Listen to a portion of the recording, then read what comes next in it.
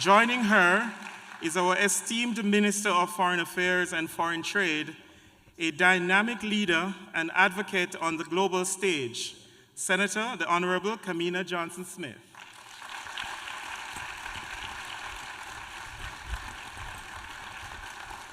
And ladies and gentlemen, finally, it is my great privilege to welcome the man who has guided Jamaica through transformative change and development, a visionary leader who continues to inspire us all, Prime Minister, Dr. the Most Honorable Andrew Holness.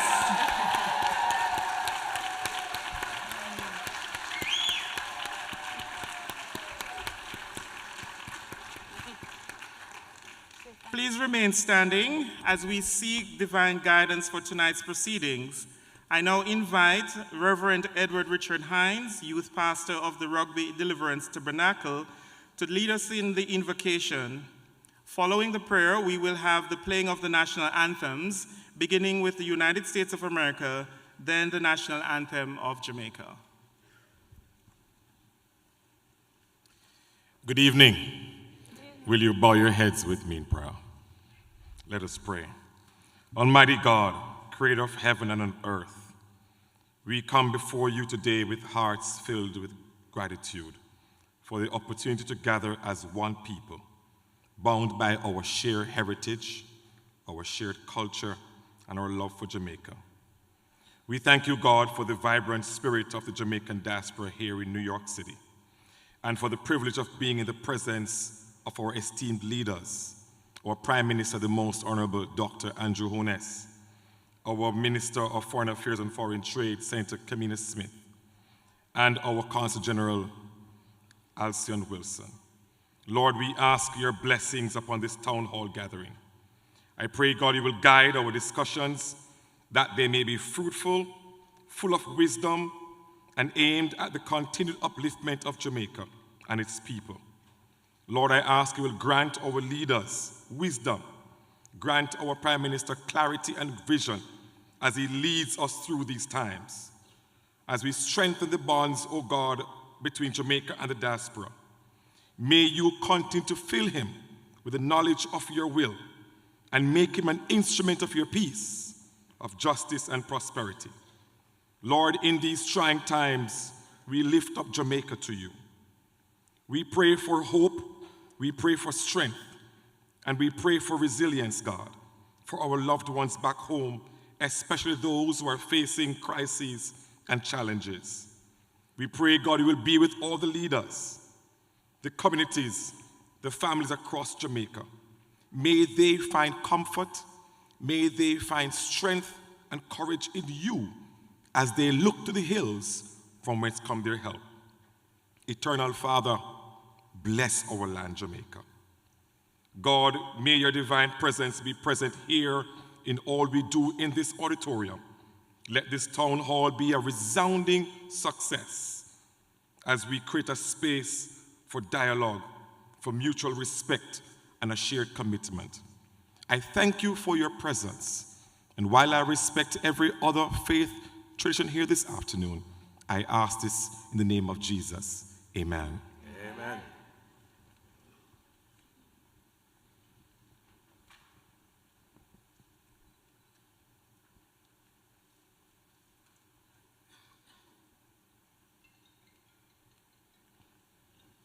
The national anthems of the United States, followed by Jamaica.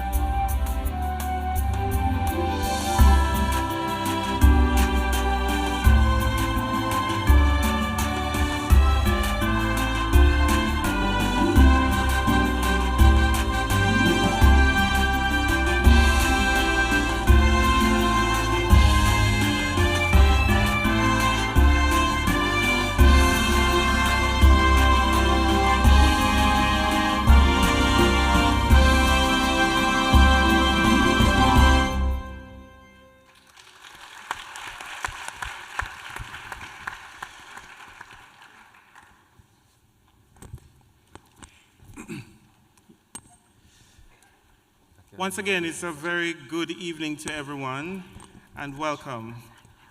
I'm Christopher Benjamin, your Community Relations Officer at the Consulate General of Jamaica here in New York, and it's truly an honor to serve as your moderator for this town hall. Tonight, we gather as one family, united by our shared love for Jamaica and our commitment to contributing to its progress. Whether we are here in New York, across the diaspora, or on the island itself, we are all connected by one common goal: to see our nation flourish.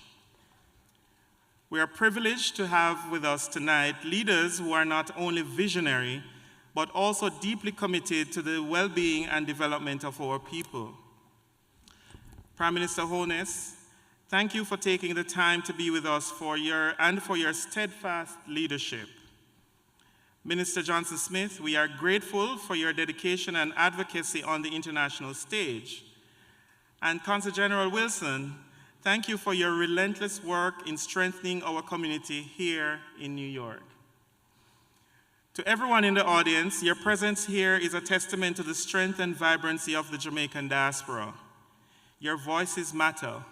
Your contributions matter, and tonight we have an opportunity to engage in meaningful dialogue about the way forward for our beloved nation. We would also like to extend our deepest gratitude to those who have made this evening possible. A special thanks to the Lehman Center for the Performing Arts for graciously accommodating us, and to our valued sponsors, VM Group, The Simpsons Restaurant, Journey Lorne, Royal Caribbean Bakery, Chef Orchid, JN Money Transfer, Golden Cross on White Plains Road. Your support is invaluable, and we thank you for your generosity.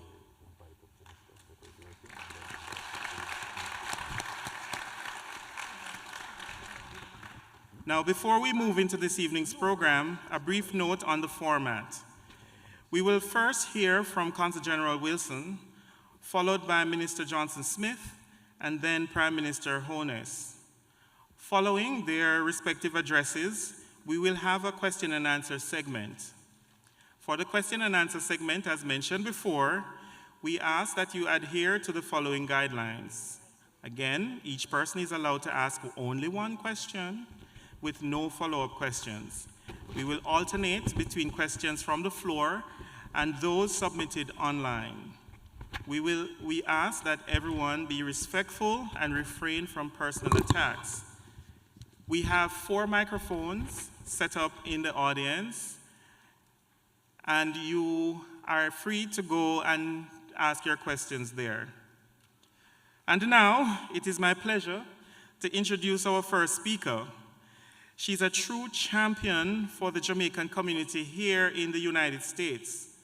A woman who has dedicated herself to enhancing the lives of Jamaicans across 33 states, Bermuda, and Puerto Rico.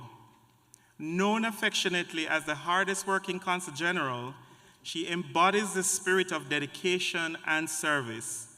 Ladies and gentlemen, please give a warm welcome to Consul General Alsion Wilson.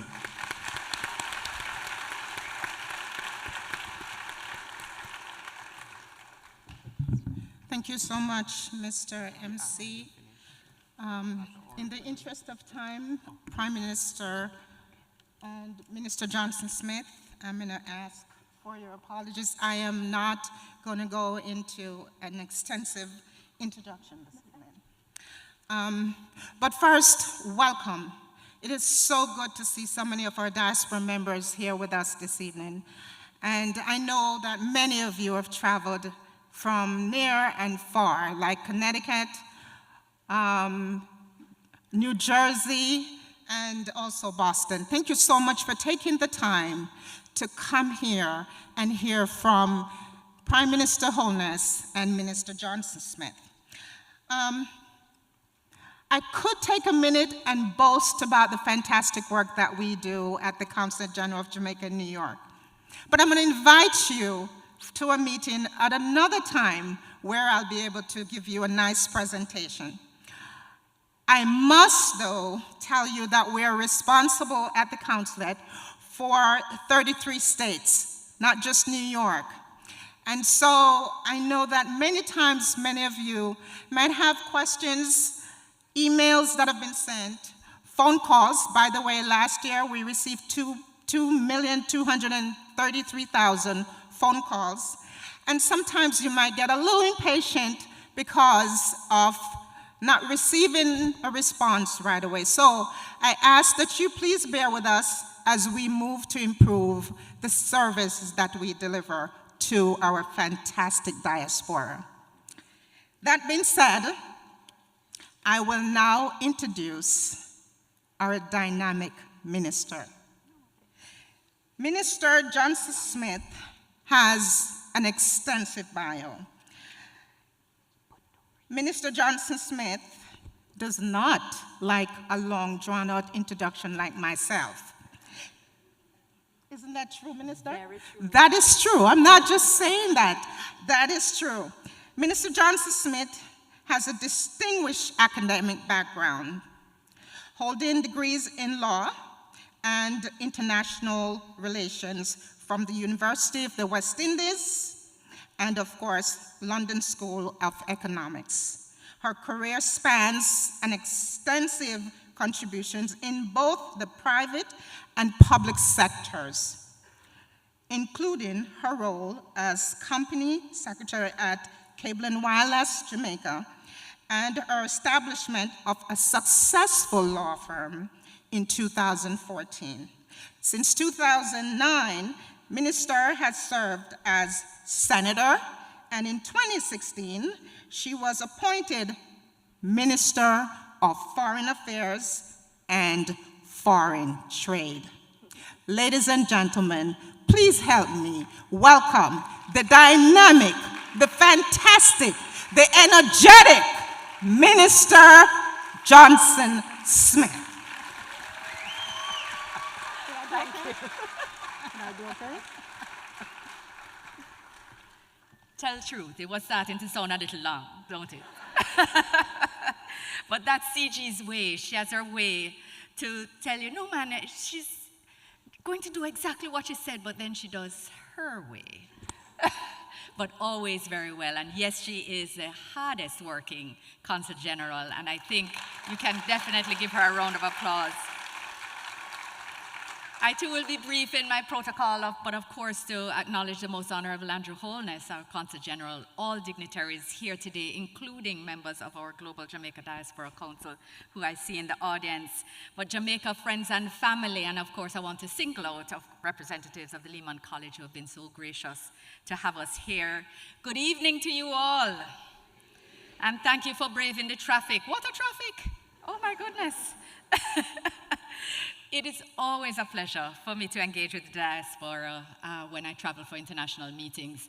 So even with the addition of Minister Terry Long to the team last year, I still try to make sure that we're able to engage once I'm overseas. As you know, this week, those of you who are in New York and follow these things, the Summit of the Future is taking place at the UN, and of course, a high-level week. A big whirlwind of meetings, but we made sure that we organized, CG was able to organize for us to come here and spend some time with you. And to be here today is always great, or rather to be here is always great, but to be here today, sharing the stage with my boss and our Prime Minister makes it that much more special. I want to say that I'm not going to big up the New York family here because I know that some people have driven from as far as 12 hours away to be here this evening. So I want to say a special thanks again. Thanks for taking the time to be here. We very much appreciate it. And the US is, of course, home to our largest diaspora. So we're always taking very good care to reach out. I want to say, however, how proud we are. Not only that we are taking time to reach out and that we're grateful that you're here, but how proud we are of you excelling in every possible sphere of participation in life in this country that you've chosen as your new homes. And I want to thank you also for your extraordinary support to Jamaica, all that you have done, all that you do and will continue to do. I want to thank you for always rising to the challenge of your community, your school, your families, and the country as a whole. I want to thank you for always keeping that navel string connection alive. But when I also say that I'm proud of you, I also want to say that I have to big up and bless up somebody who is not here. Somebody who has been serving at one of the highest levels in this country and who is now at the top of a particular ticket in an important race that is supposed to take place sometime in November, I hear. So I'm the Minister of Foreign Affairs, so I'm not allowed to speak about other countries' domestic political affairs. So I'm not calling any names. And I'm not naming the race.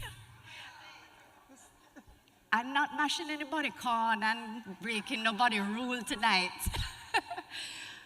But I want to say what an exciting time and how amazing are we as a people.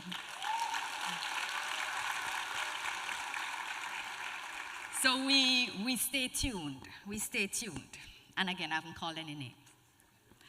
But before I move on to some of what the government has been doing outside of my ministry, you know I always like to talk about what we've been doing.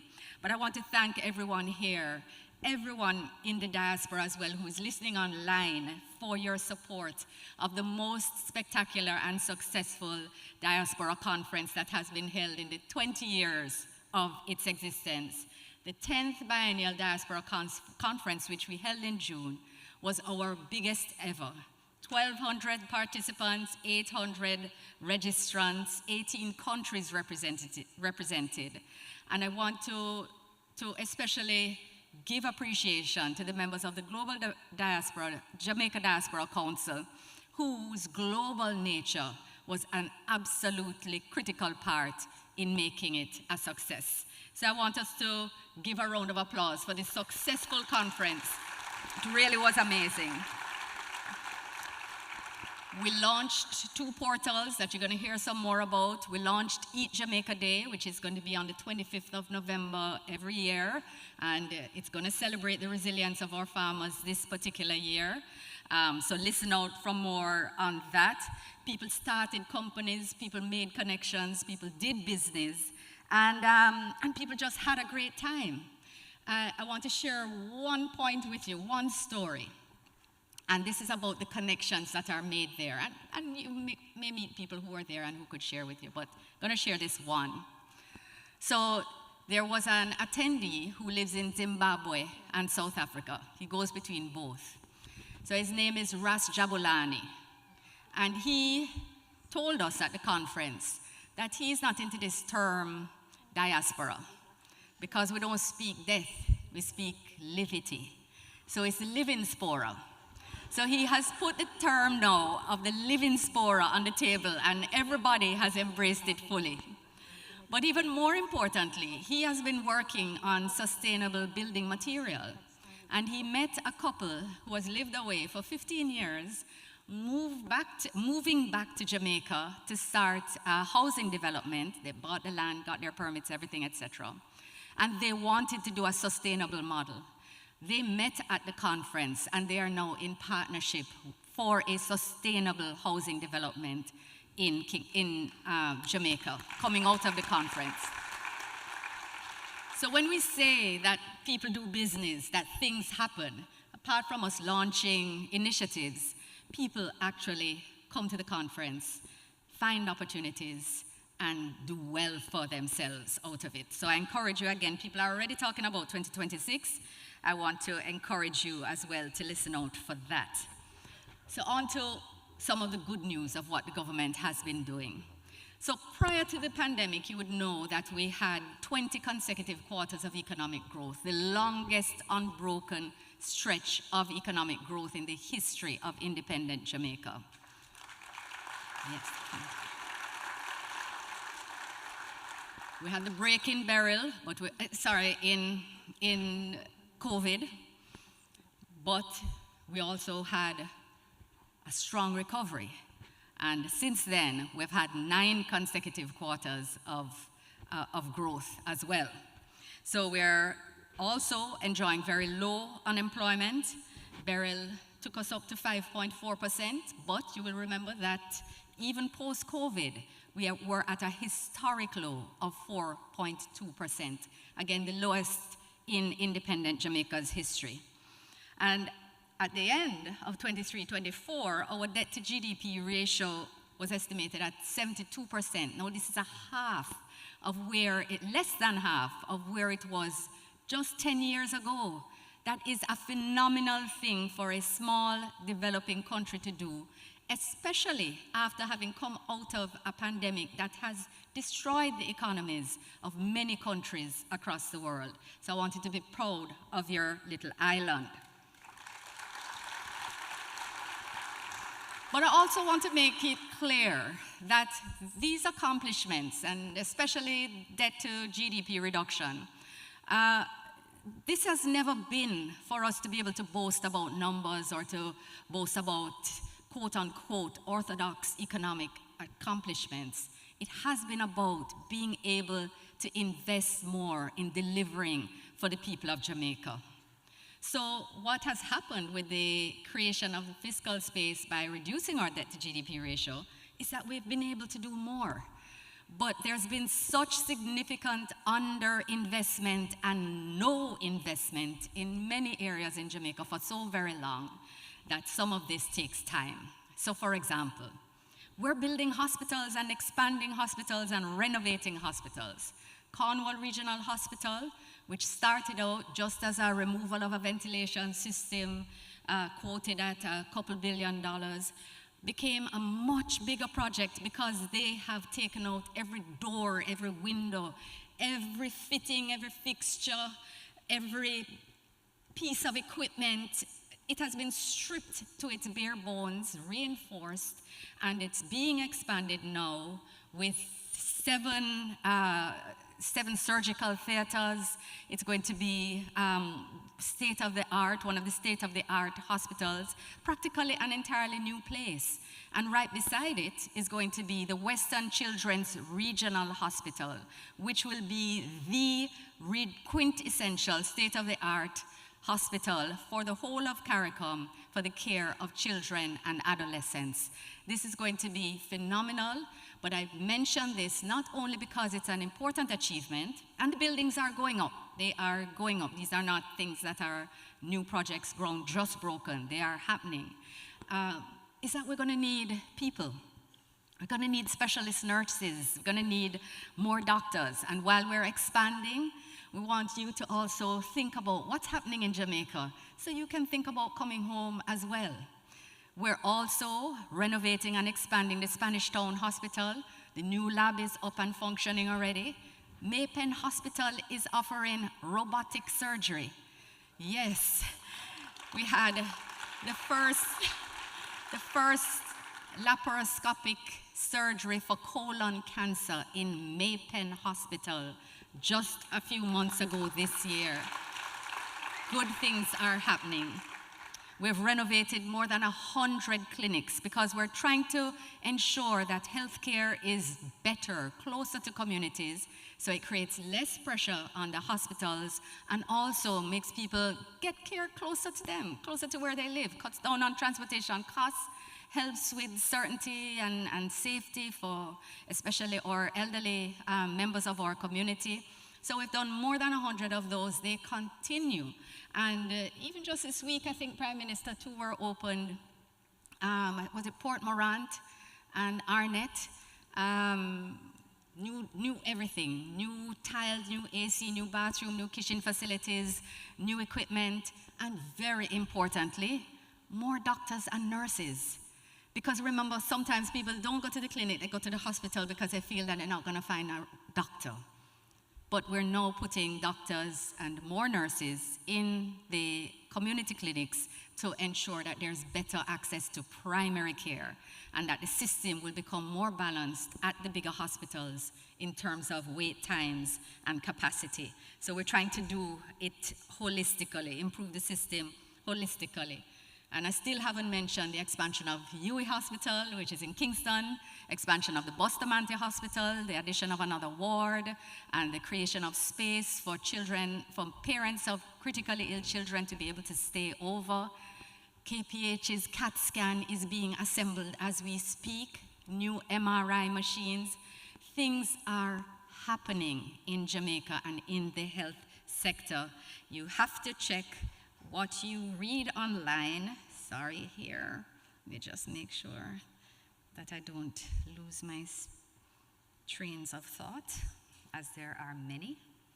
I didn't speak about the role of the diaspora in the renovation of our health clinics, because we've done over 100, but 47 have been done with the support of the diaspora through the Adopt a Clinic program. So very important. You've been playing a very important role, And I want to also speak about investment in our police stations. We've rebuilt or renovated over 130 police stations across the island and have provided more vehicles, from motorbikes, cars, trucks, and other equipment that's necessary for them to be able to undertake special force activities as well. We have been making sure that not only do police have a better space to work in for their own morale, but also to deliver services to citizens. So, you know, once upon a time, the police station layout, standard layout, would have a lady come in to make a domestic violence complaint, and the perpetrator stand up right there, and the police pull off with the book, as if this isn't a serious and sensitive matter.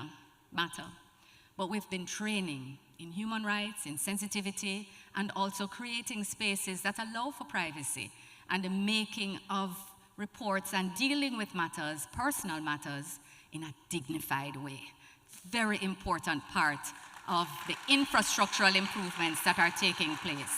So we talk about improving the infrastructure, but it's not doing it randomly.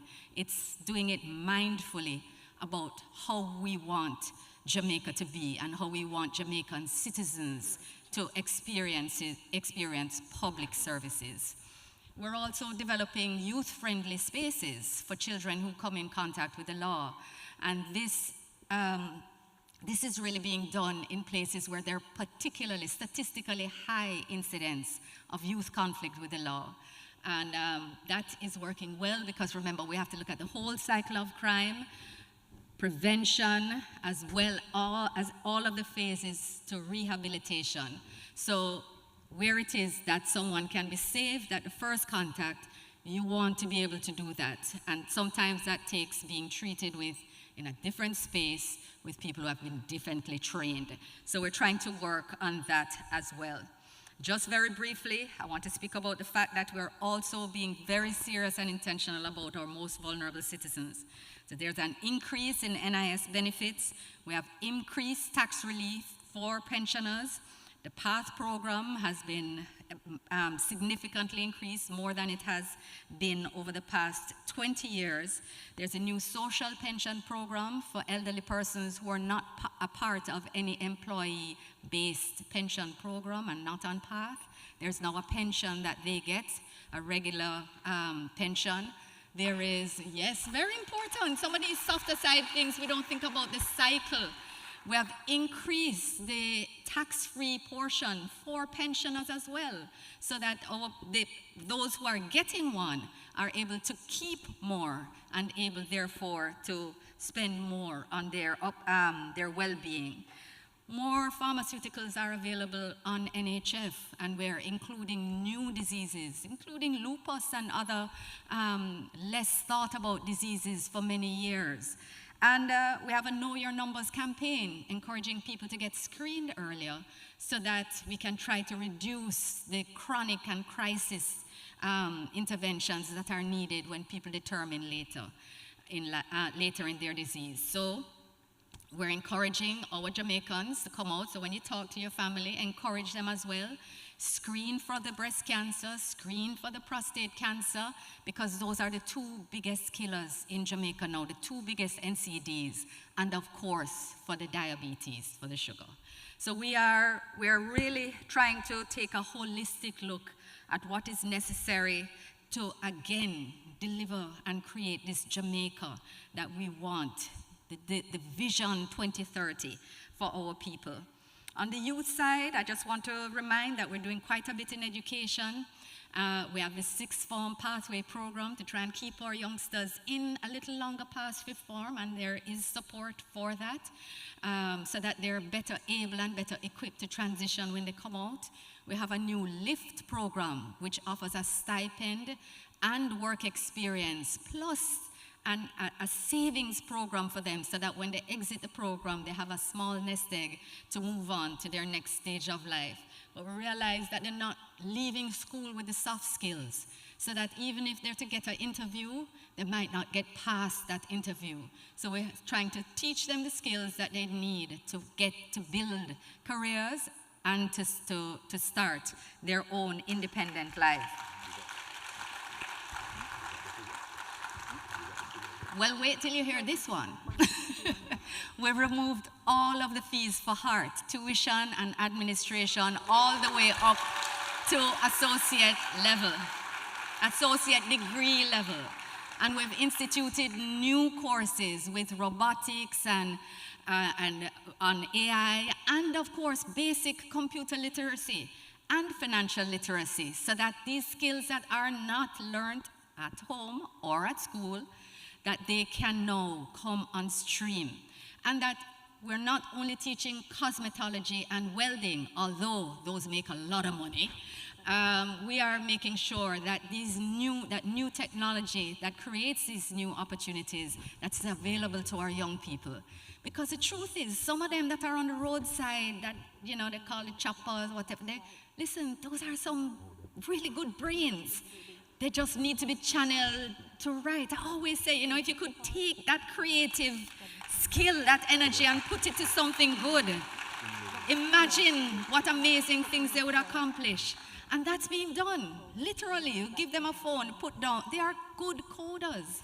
But it's about harnessing that creative energy and giving them an opportunity, removing all the barriers. And the last thing at heart, a good thing at heart that I want to share, is that when you certify up to level 4, there's a new program called a tools program. I can't remember the name of it.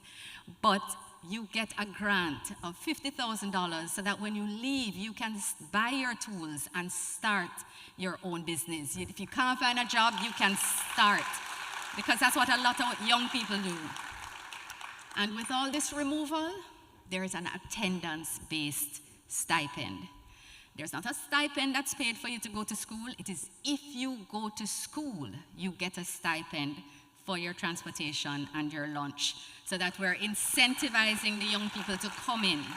And the numbers are going up in a whole lot of non-traditional areas as well. So when you talk to your family again, tell them in case they haven't heard, but the numbers are going up. So I know people are hearing, but we're always encouraging. Sign up, people, sign up, sign up, sign up, because there are a lot of good things happening. Student Loan Bureau, because everybody doesn't do training, a lot of young people want to go to university. So, you know, we started with removing guarantors for students on PATH.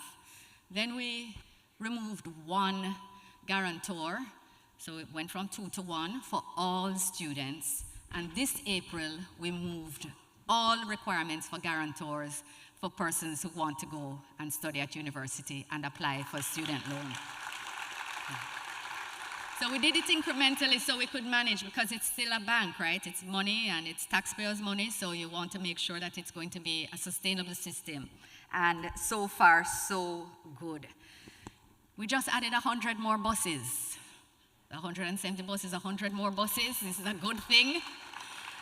And most importantly, they use compressed natural gas. Guess what? Not only is that clean energy, you can't thief it because it can't use anywhere else. So the perennial problem of JUT losses due to theft of fuel is being removed by this government. So very important, very important. And of course, we've added 50 new garbage trucks, 50 more to come, and also 100 more buses to come, CNG again still. Not the garbage trucks. We have not crossed that technological barrier, but the losses are not being experienced there like JUTC, so I'm sure that in time we will get there. I could start to speak about our crime numbers, but PM, you think you're going to deal with some of that? The crime? Yeah? All right. And I will close down there because I still have more, but next meeting. We need to hear from the PM now. There's so much more to say, but it really does give me pleasure, and it is a great honor for me to introduce the man in whose cabinet I am honored to continue to serve. The Most Honorable Andrew Holness created history when he was not only one of the youngest ever parliamentarians, but was elected at 39 or to be the youngest Prime Minister of Jamaica. And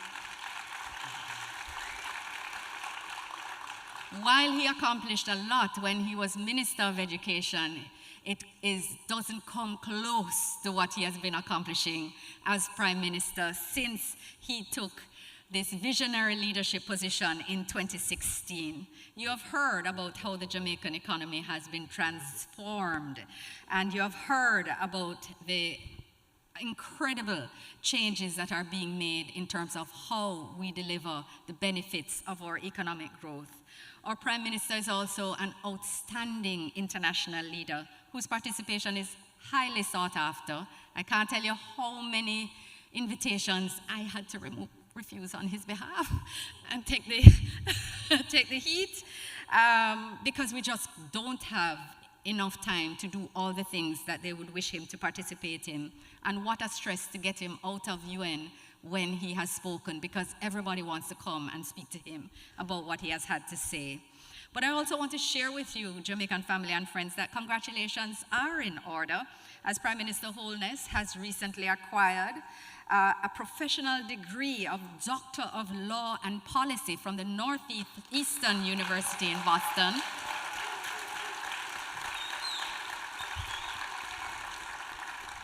So he is certainly a source of inspiration for anyone who wants to work and study, because I don't know who can do a PhD and this job and do such a fantastic job at both. None of us have any excuse now. But Prime Minister is a man of compassion, he's a man of integrity. He is deeply committed to making Jamaica better and making the lives of Jamaicans better. Please join me and be upstanding in welcoming the Most Honorable Andrew Michael Holness.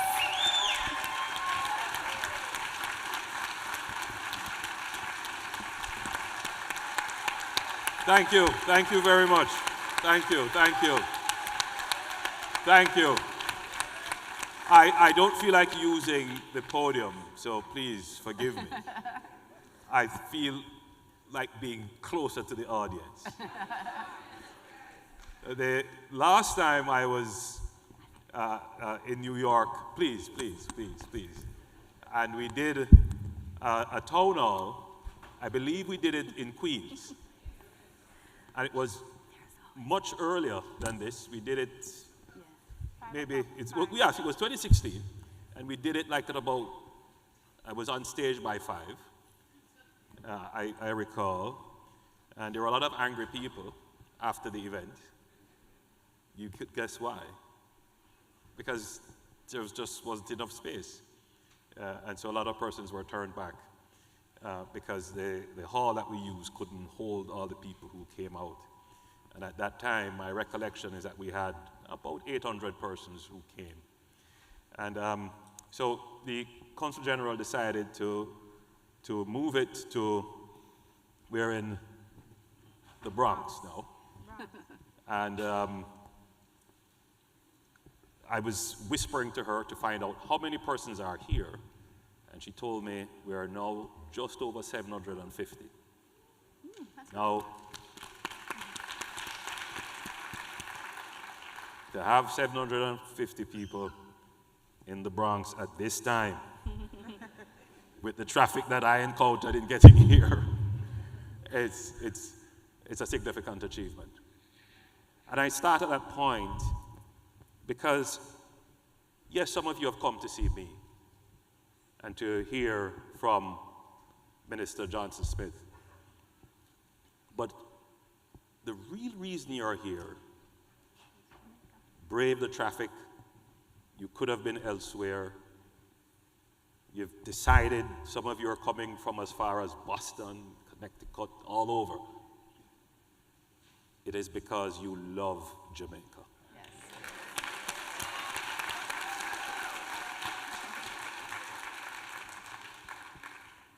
I don't take your presence here for granted. I consider it a privilege. I consider it a great honor that you have decided to take the time, and I know in the United States, time is a significant resource. It is money that you have decided to come. I really feel honored, and from the bottom of my heart, I want to say thank you.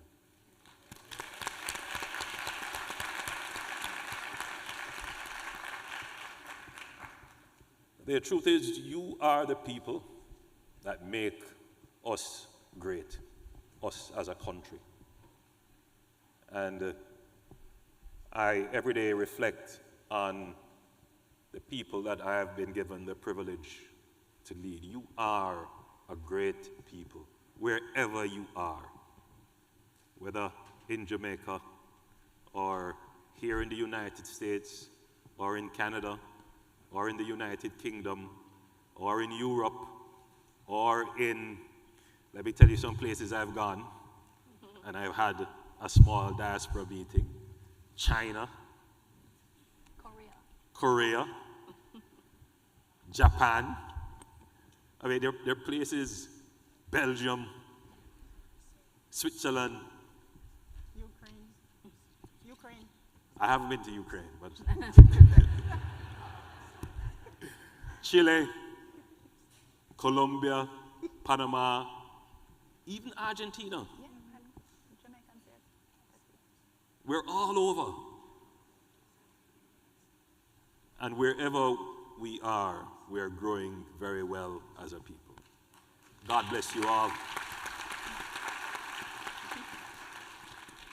So let's talk about Jamaica. Now, if you read the news and if you follow social media, you would think that the sky is falling.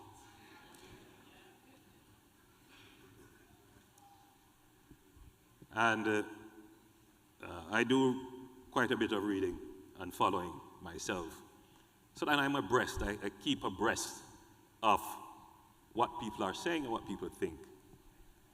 Because it's important as a leader to have that understanding.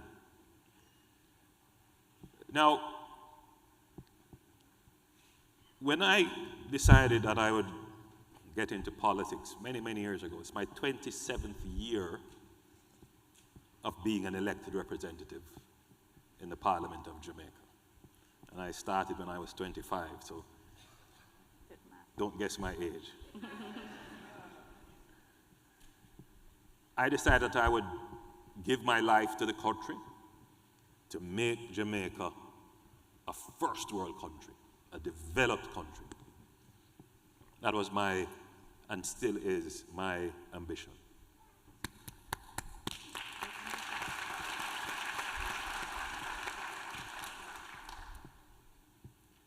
Today, I had the opportunity to address the Summit of the Future. This is a United Nations initiative surrounding the UN SDGs, and it is, I wouldn't say a new mission, but it is now developing an institutional framework around planning for future generations and future-proofing our countries. And if you know how the UN system works, it pulls together all the countries and we negotiate all the things that we're going to agree to do. We form a pact and then we have a declaration of it and everybody signs on to it, and then we try to align and develop policies in our countries to ensure that what we agree to is achieved. So too was the development goals, a part of that strategy. And even though we had our Vision 2030 before the development goals were put in place, we have been doing very well on our development goals. We have done an assessment, and we're not going to hit developed country status by 2030. But hey, hear what? Jamaica is doing the best out of all the Caribbean countries.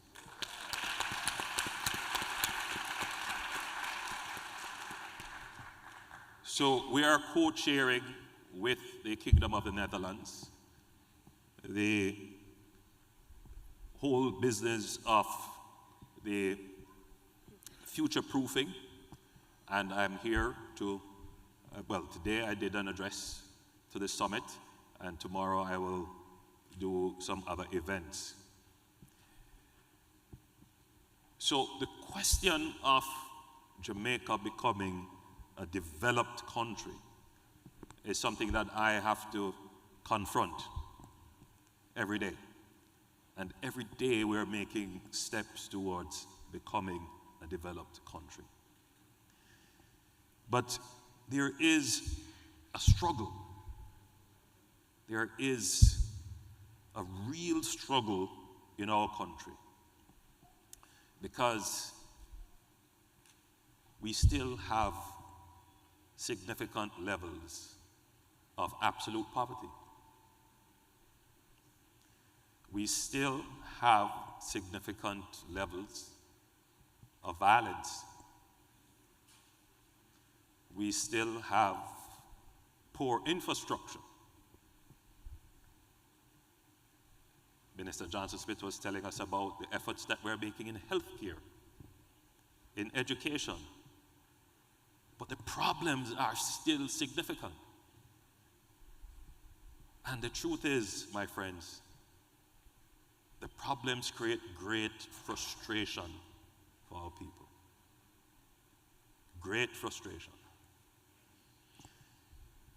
Which is why sometimes the narrative about Jamaica drowns out the good and the achievements.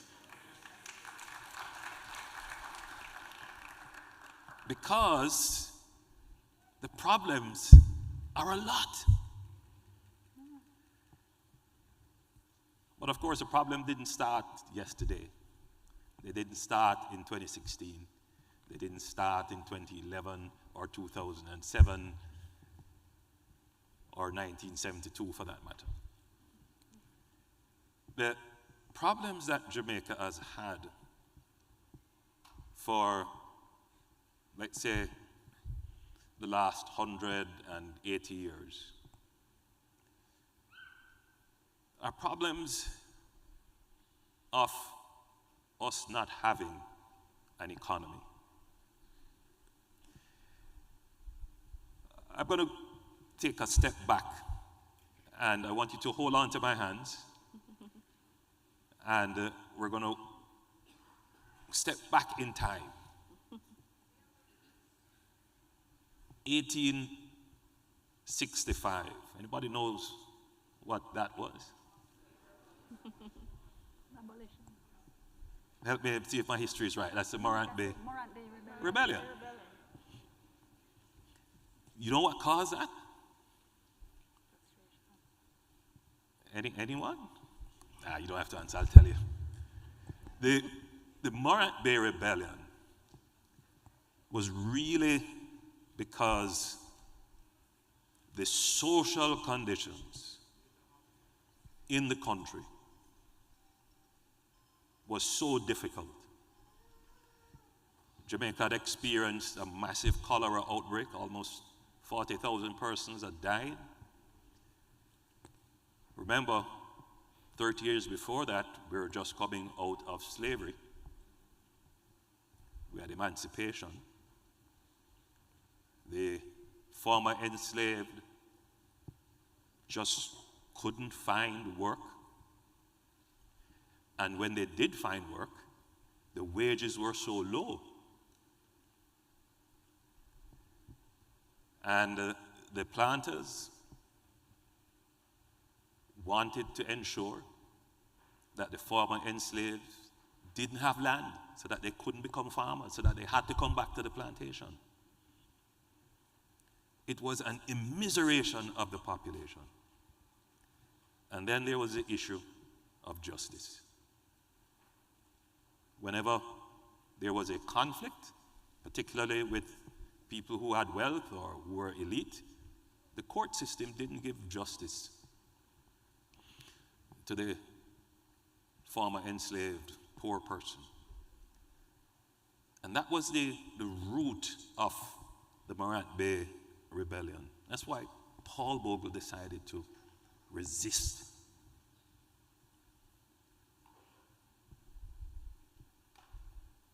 Coming out of that, the British looked at Jamaica and they realized that they had to change how they administered the country. And that's when they changed parish boundaries and put in new administration and really started to try to build a country out of Jamaica. Because from 1834 to 1865, there was no real attempt at dealing with the social and economic issues of the former enslaved. Even the promise of education that came out of the emancipation period, even that wasn't met. So I want you to make a connection to the challenges that we've had rooted in our history. The next time we had a massive conflagration in Jamaica would be in the 1930s, the labor riots. And what was the cause of that? Again, the same issue. People just couldn't find work. And when they found work, the labor pay and the conditions were so poor that it caused that social upheaval, which led to the formation of unions. Well, it led to the formation of political parties and then unions. In our case, it was the reverse, the formation of a union and then the political party. But that is when Jamaica started to take shape, to take on its political independence, starting from the 1930s. So if you look at those two major points in our history, the issue has been not being able to provide an economy to address the social needs of our people.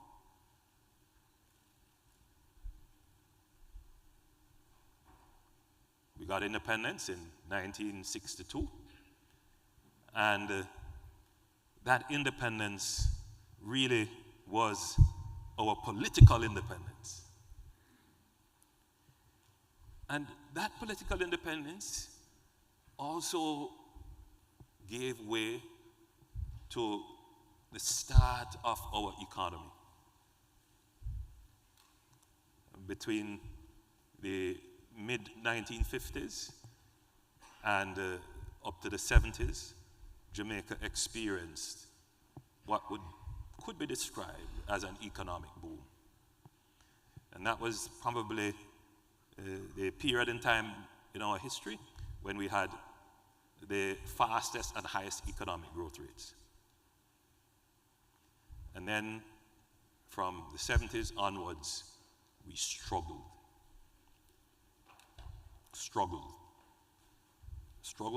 right through the 70s, struggled in the 80s, struggled in the 90s, and we are still struggling. The issue for most Jamaicans is we want employment, we want better schools, we want better roads, we want better hospital care. But you would scarcely hear someone saying, we want a better economy. Think about it. There is a disconnection between the delivery of roads and water and health care and the economy. I'm walking in a town called White Horses in Westmoreland, and obviously a returning resident, she saw me in the market and she said, "You must fix the road."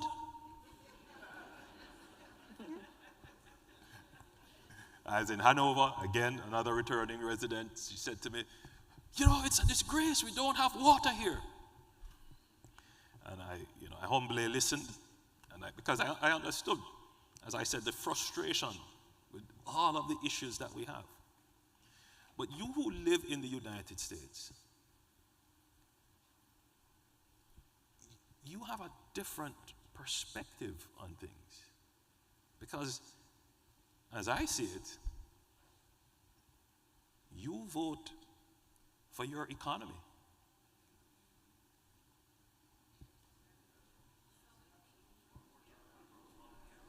It's a complicated question. Yes.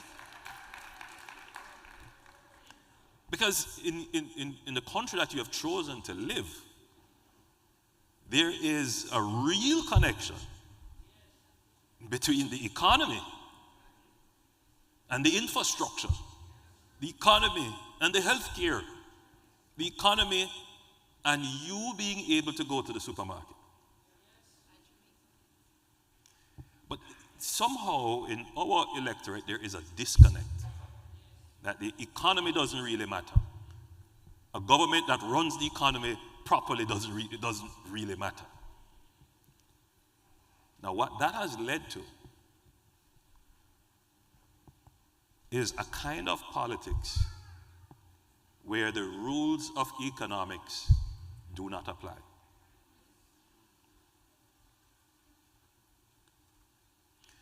So politicians will get up and promise to do anything.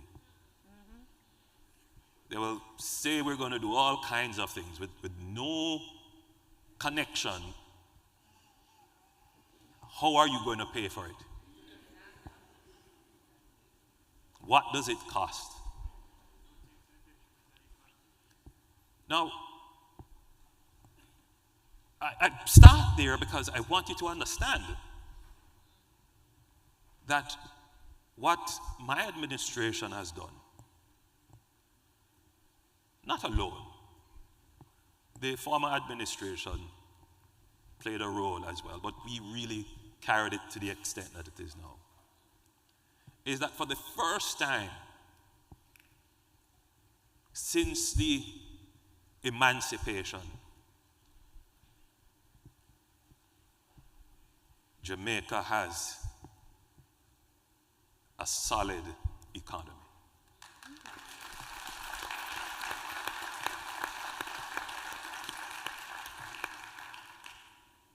That is a major achievement.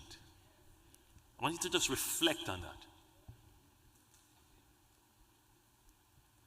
For the first time since emancipation, Jamaica is close to full employment.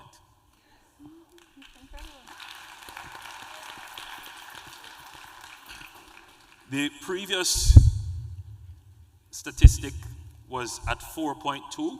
They did some revision of how they measure unemployment, so we're at 5%.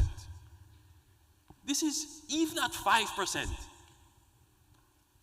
Even when we were at 7%, that was the lowest level of unemployment in the history of measuring unemployment in Jamaica. How did this happen? I mean, you can only employ people unless you have an economy that is growing. In the United States, you get the unemployment numbers and you use that to determine the health of your economy. We are at 5% unemployment. The big cry now in Jamaica is that they can't find people to employ. And there's a reason for that, because a lot of them are here. A lot of our skills and resources are right here. But that's a good thing for our economy, because we have given people employment. Now, there are other issues, because immediately the retort is wages are low. I will never argue with that point. But at least we have gotten people into employment. The other big thing about the economy is stability. And for many years, we just couldn't get our interest rates to be stable, our inflation rate, and our exchange rate. We have had stability for that for the past 6 or 7 years.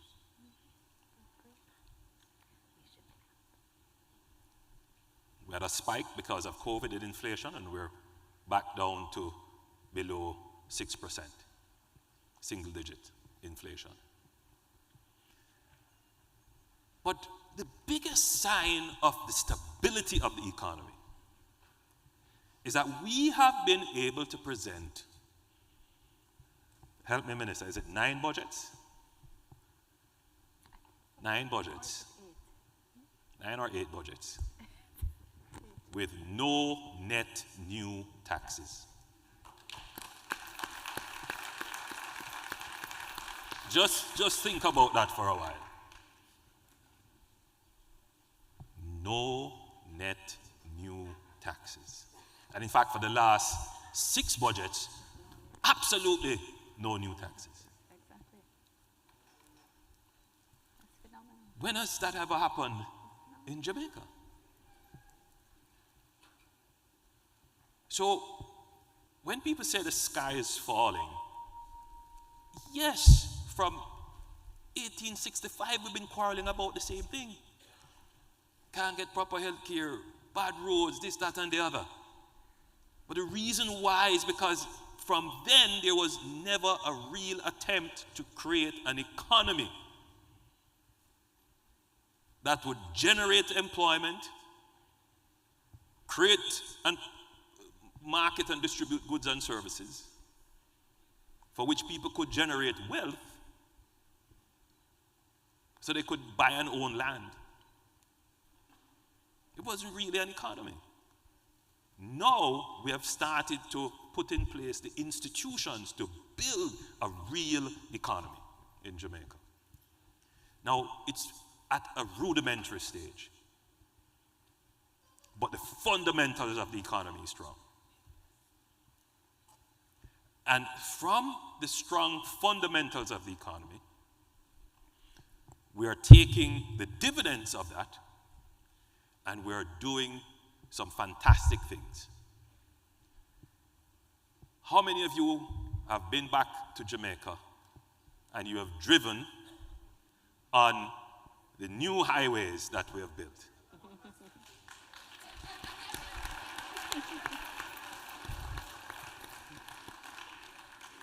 My friend says the tolls are expensive. I mean, What did you say? What did you say?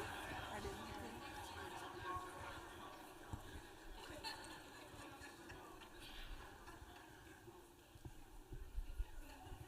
but they're not all tolled. I didn't come.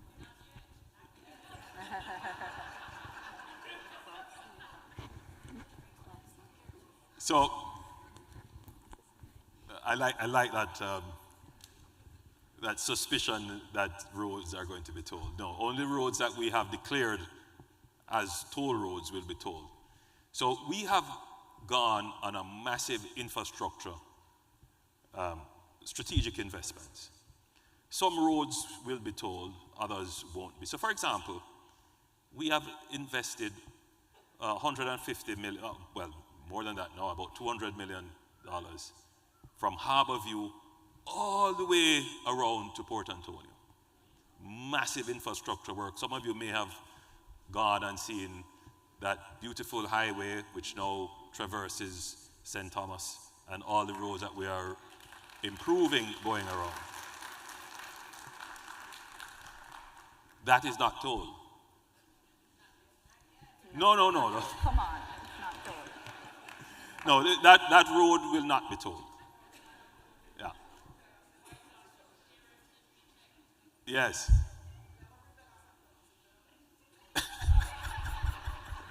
No. That road is not. So just to be clear, that there is a mechanism for the establishment of a toll road versus a public road. A toll road, it's usually a private-public partnership where the government may have some investments in it, but there is a private partner who is also investing. The public roads, government totally is building. So the road to St. Thomas, total public funds, and there's no intention to toll that road.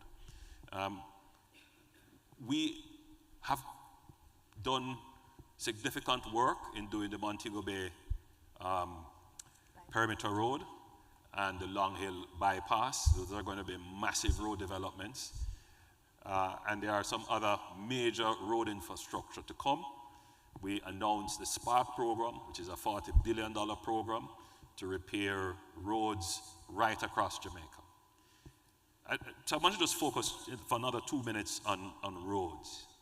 Because when I drive on the roads here, wow.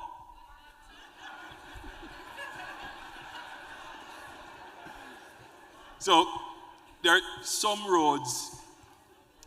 So for many years, we did not make the investments to keep the maintenance of our roads.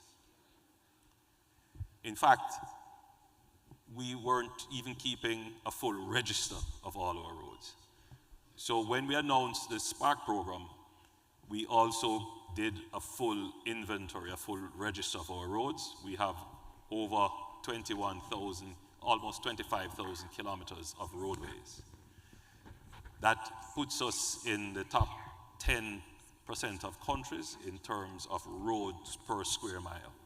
So we have a very high road density, which means that the cost of maintaining and repairing roads will be significant. But going forward, the government is making the commitment with the budgetary allocations from our economic performance to build new roads, improve those roads, and to maintain them. It's going to be a 20-year journey for us to get all our roads into the conditions where we can drive in comfort on all of them, to remove the potholes and the eroded surfaces. So I'm not here to tell you that by a snap of the finger, all of that is going to be done. But for the first time, we are in a position that we can project to be able to do this. And that's the difference between then and now.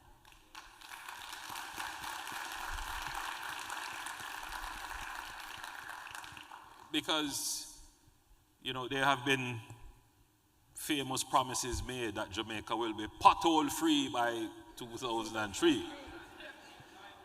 But you can only make those promises if you have a budget to do it. But just to go back to the point that when the electorate doesn't pay attention to the economy, but pays attention to only promises, what it does, it permits politicians to borrow. it creates a permissiveness that, well, people want all of this, how are we going to get it? Just borrow. Now, think about what borrowing is. And it's so profound for me today dealing with the Future Generation Summit. Think about what borrowing is. Borrowing is paying for today's consumption with tomorrow's taxes. In other words, you're taxing the unborn generations to pay for your consumption today. And that happens because, boy, we are suffering now. You get what I'm saying? The pressure in our society for hundreds of years, we just don't have it. But we miss what we really should be doing is focusing on the economy. Let's build that economy. But instead, the political pressure is not about, it doesn't reward the government that gets you a good economy. It rewards the politicians who promise. Because the pressure is just so high, so any sign of hope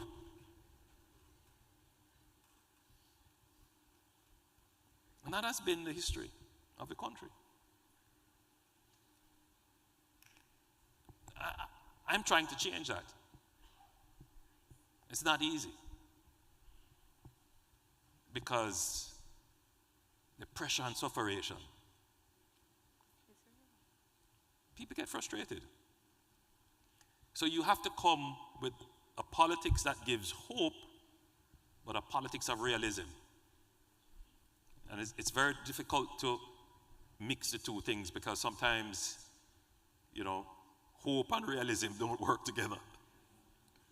But I've tried to be as practical and as upfront with the people, as I'm with you today, to say to you that there is sufferation, there is pressure, there are problems, but the hope is that we have fixed the critical element in the equation, the economy. Now, as I said, however, the economy, it's still at a rudimentary level. There needs to be another step that Jamaica has to make. So, we have dealt with the fiscal management of the economy, meaning how we manage the resources that we get from taxes and how we spend, fiscal affairs. The next step now, the next step where you come in, how do we grow and expand the economy? That is the next step. So you've come here to hear about your country? So I've told you, we have a really solid economy now that is generating revenues, but the important thing about the revenues that it is generating, it is stable. Why stability is so important? Because if you have stable revenues, you can make long-term capital plans, long-term investment plans.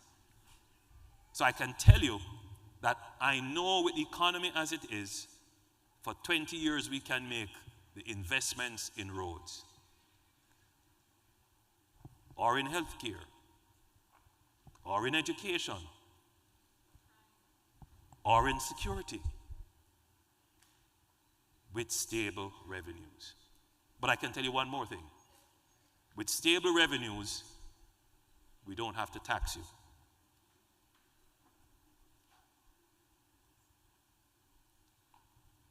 But with stable revenues and a long-term projected investment path, business people can feel confident in the investments they make. So more people will come and make their investments. So that's the stability part and why stability is so important. Just as an aside, one of the reasons why we just couldn't get our economy up and running is because as a small open economy, located where we are in the Caribbean, if there is any sneeze in the world, we catch a cold. Think about it. Every year, there is some tropical storm, flood, rain, something that happens which we couldn't budget for. It destroys a road, destroys a bridge here, destroys a community. Worse if you have a hurricane.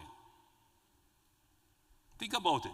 If oil prices go up, what happened to Jamaica? Our balance of payments gone through the roof.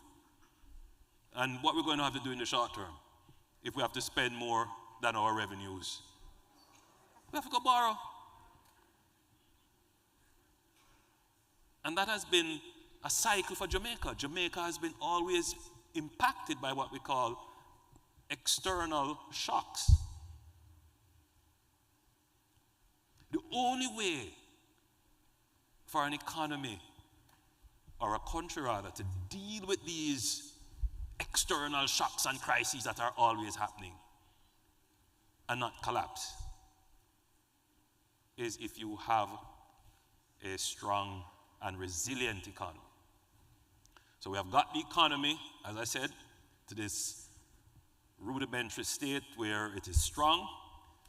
The next step, we have put resilience in the economy. And how do we build in that resilience? We create what is called fiscal buffers. We now earn enough that we put some money in our disaster fund. We have insurance and we have risk transfers. So you notice we had burial. Quick. From our own resources. We didn't have to borrow a cent.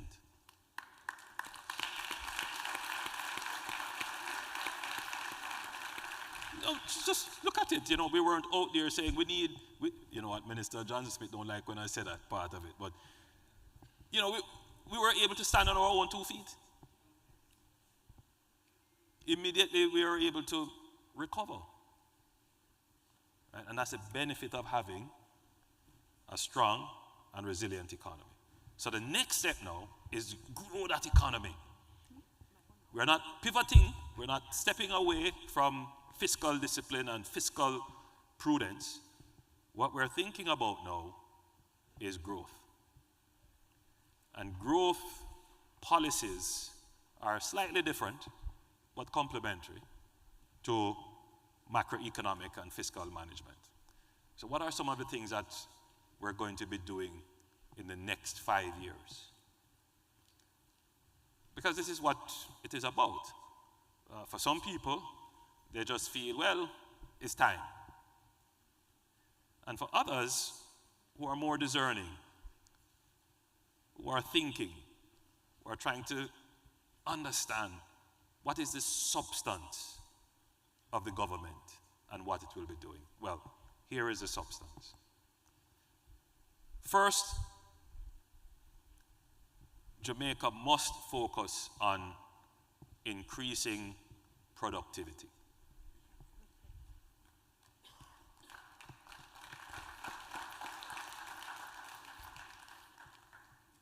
And that productivity is a complex issue, but here are the critical things in productivity. One, we must improve the quality of education in Jamaica.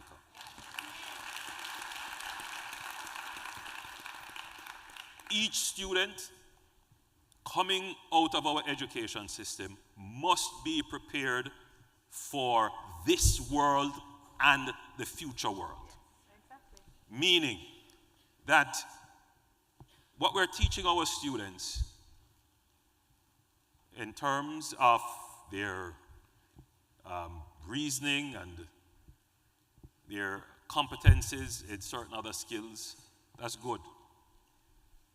But for our economy to be competitive, we need our students to be skilled in science, technology, engineering, and mathematics.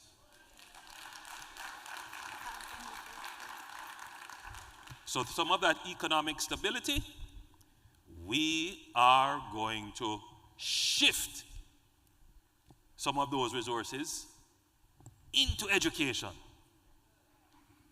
we are going to make a massive investment in education. So we have planned that out.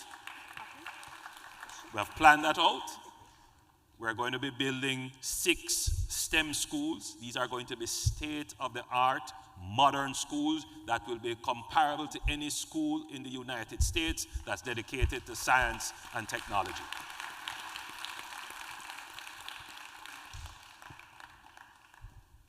As you would see, I'm a student of history, right? So Jamaica missed the Industrial Revolution because we were trapped in a plantation economy. We missed the Information Revolution. And if we are not careful, we will miss the 4th Industrial Revolution. And we can't afford that. Right? Yeah. Think about it. Think about what Jamaica is built on right now. Where do we earn our foreign exchange to buy everything that we need? Think about it. Tourism, mining, business process outsourcing. We have agriculture and financial sector. Right? Only really 3 of those are major foreign exchange earners. How are we going to survive on that? If there's a pandemic, you saw what happened with tourism.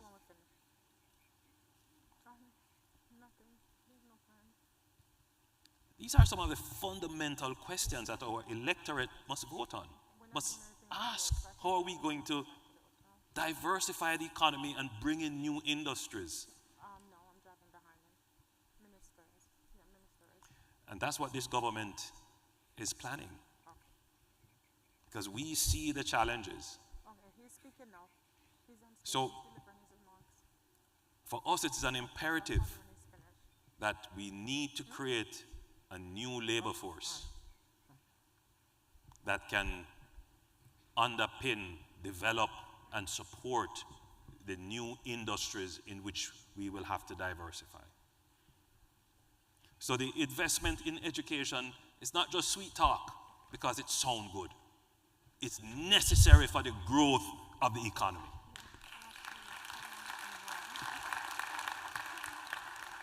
So we have the plan to build those 6 STEM schools so that we can produce the engineers of the future who will be able to work in artificial intelligence, who will be working in coding, in developing new technologies. We need our Jamaicans to be, and we have a lot of Jamaicans in the field of technology already, but we need Jamaica to become a location for technology companies to come and invest. And so we're going to have to do that. Right? We have the people and the minds to do it. We have to take them out of scamming and all kinds of other things that they get drawn into and convert those smart minds. Listen, every youngster that gets drawn into crime is an economic loss to Jamaica. So, productivity, that big banner, investment in education. The second thing that we're going to have to do is to reform our public service and our public bureaucracy. I know I'm going to get criticized for what I'm about to say, but the truth is that government as we know it today, and the United States faces the same problem. You know, government is not built for growth. Government is built for stability, but it's not built for growth. And particularly in Jamaica, the bureaucracy that we have cannot carry growth. It just will not create growth. So there has to be significant transformation of the Jamaican public sector to make it much more efficient, much more responsive, much more agile.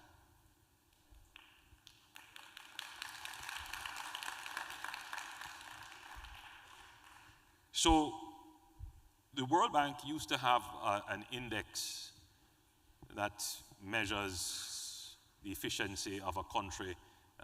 It was called the ease of doing business. And I don't think they do that anymore. But one of the programs that we will be putting in within the next 5 years is the ease of doing business in Jamaica.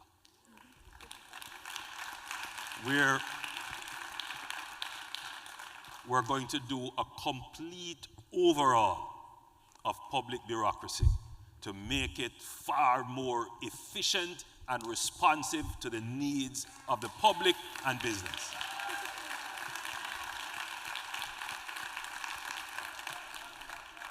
Just that alone will add a few percentage points to GDP. The time it takes for permitting, the time that you take in compliance with all kinds of regulations. Now, it may mean the re-engineering of business processes to remove steps that are repetitive and unnecessary, but it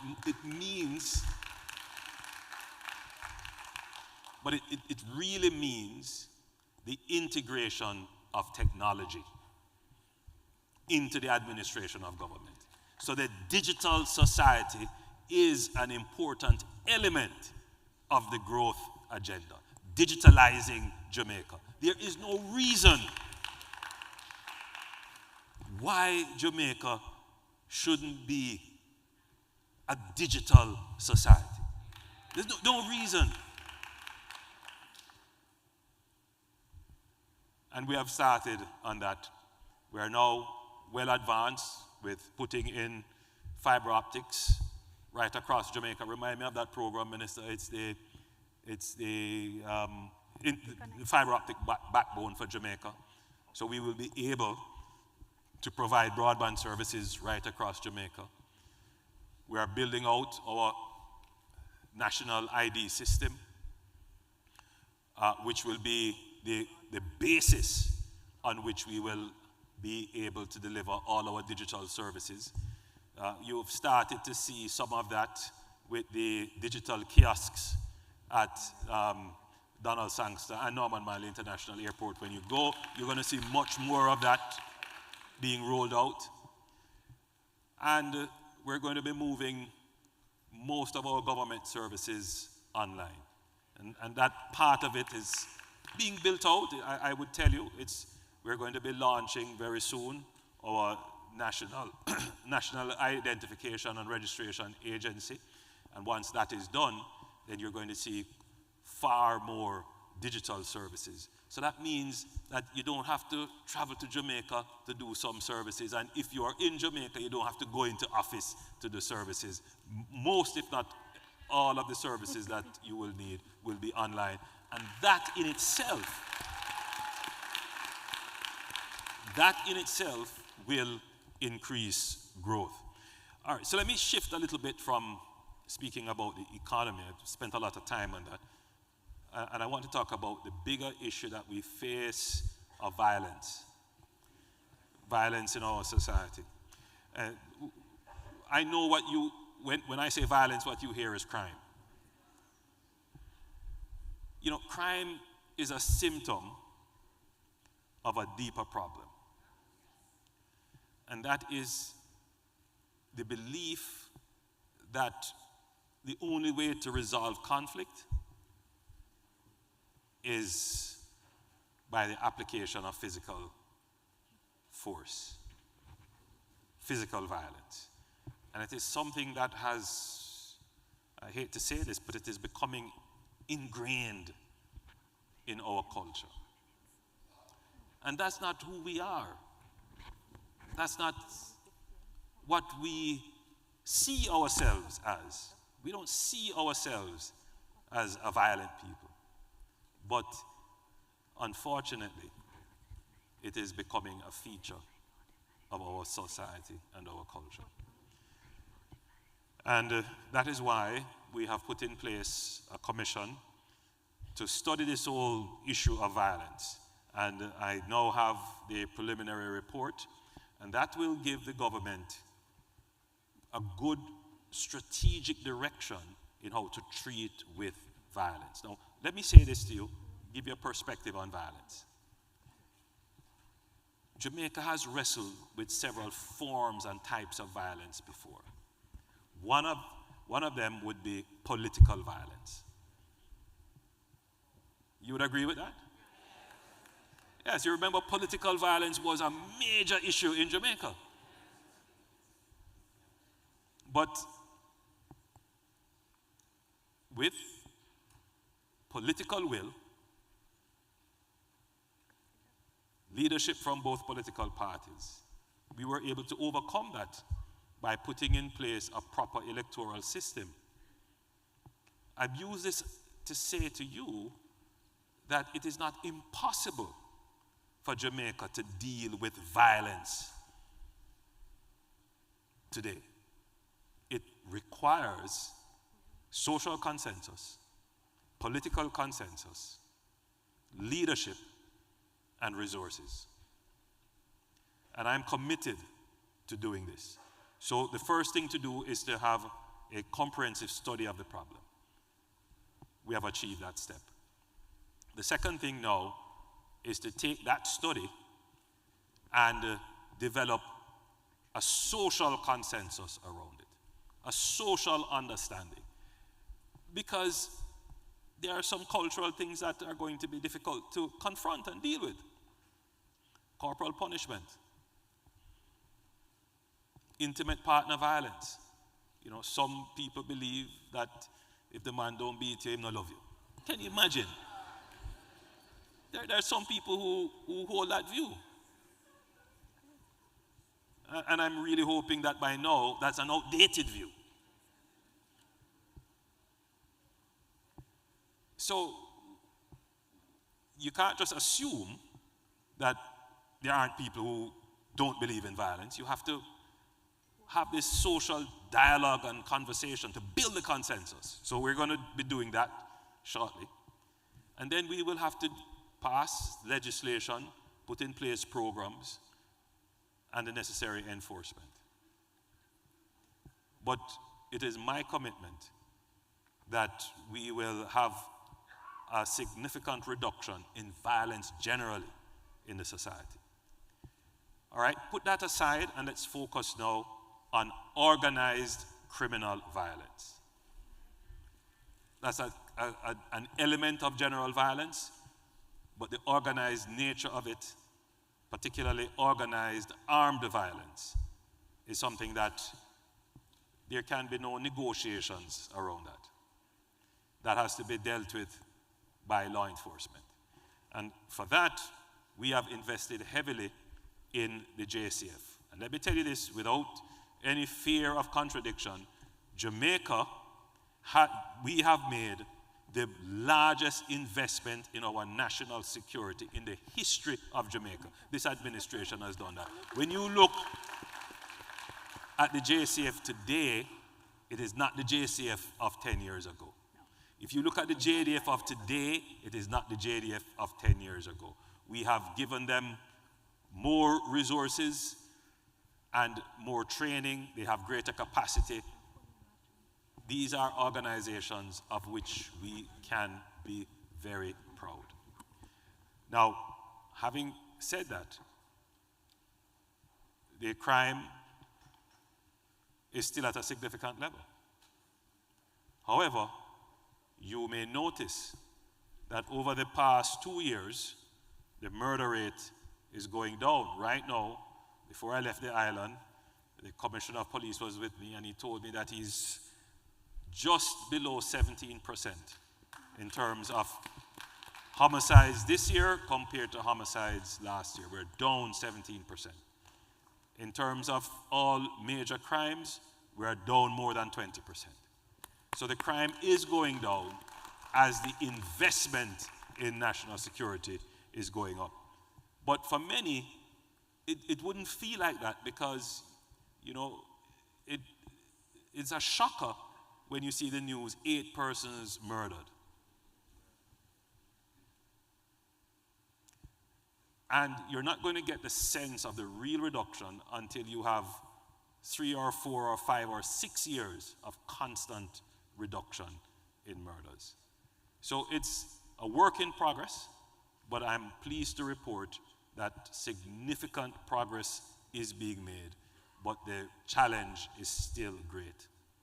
So Jamaica has engaged in building the capacity of our security forces, and that capacity is coming to grips with the level of crime and violence, which has been with us for the last 50 years. Very quickly, let me say something about health. Jamaica has not built a new hospital in 30 years. In 30 years. I want you to listen to what I'm about to say. The Cornwall Regional Hospital is over 50 years old. It was a gift from the government of Canada. And any building that is 50 years old, especially a hospital, is either, well, in the United States, they would just knock it down and build a new one instead of refurbishing it. We don't have that luxury to knock down that hospital. So we have had to refurbish it. It's a massive undertaking. Right beside it, we are building a new hospital for children, for adolescents. It will be a state-of-the-art facility, not just for Jamaica, but for the entire region. In Spanish Town, we are building a brand new wing. Call it a new hospital, because technically that's what it is. At the University Hospital of the West Indies, we are doing the same thing. In addition to several other major clinics and health centers. So the level of investment that we are making in the healthcare infrastructure is more than has ever been invested in the last 30 years. Yes, absolutely. But yet there are challenges. Don't have enough bed space. People complain about care. I get those complaints and we take them seriously. So in addition to the infrastructure, we're also making investments in improving the quality and care of our health personnel. Just a few weeks ago, we announced a scholarship program where, remind me, it's close to 600. 600 Jamaicans will get scholarships to help them in their education in healthcare.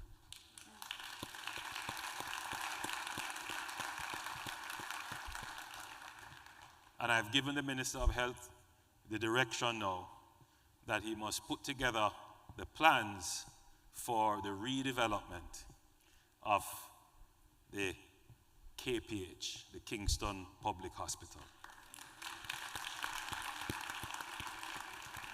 So, the realism, yes, it's a difficult time, not just for Jamaica, but for almost all countries coming out of the COVID pandemic. Inflation, disruption in supply chains, they have caused a real problem for cost of living. And you here all can understand that issue. Our history of not having an economy that supports long-term, uninterrupted investment in capital and maintenance of our infrastructure has resulted in us having substandard service in many areas.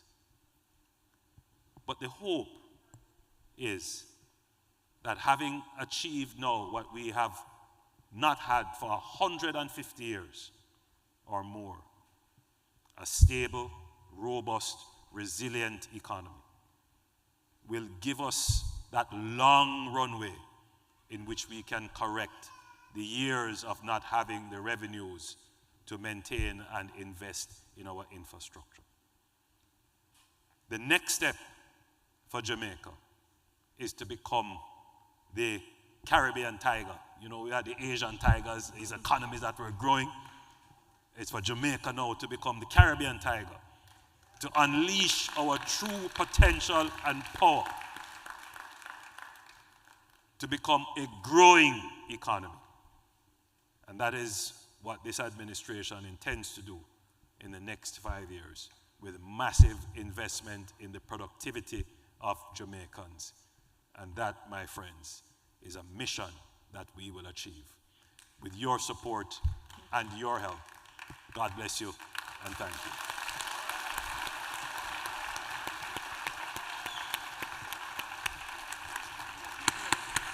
Thank you. Thank you, PM. Thank you. And so before we get into the Q&A, I'll allow the PM to just have a sip of water. Sorry, how long did I go? Now, before we jump into the questions, I know that one of the questions that's going to come is about, calling the consulate and all of those things. Now, one of the things that the Prime Minister touched on was identifying the problems and finding the solutions. And he talked a lot about, some of those solutions. Last year, we had over 2.2 million calls coming into the consulate, and our Consul General looked at it, and we decided that we were going to find a solution. And, all right, while you're queuing up for the microphone, just take your time. We decided that we were going to come up with a solution, and I think as I paraphrase what is here and introduce Jacob to you, you will recognize that the voice is somewhat familiar. Now,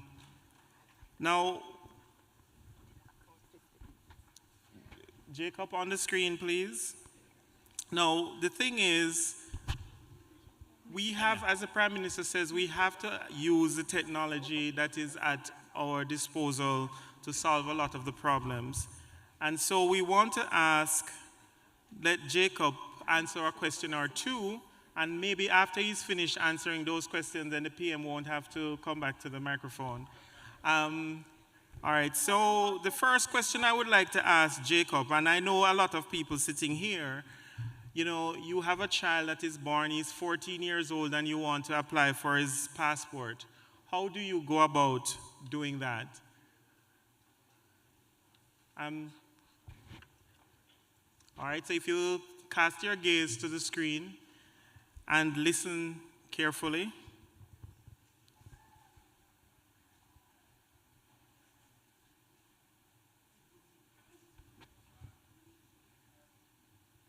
Now it says Jacob is thinking. I don't know if you can read what is there, but if you can't read, listen. It's coming.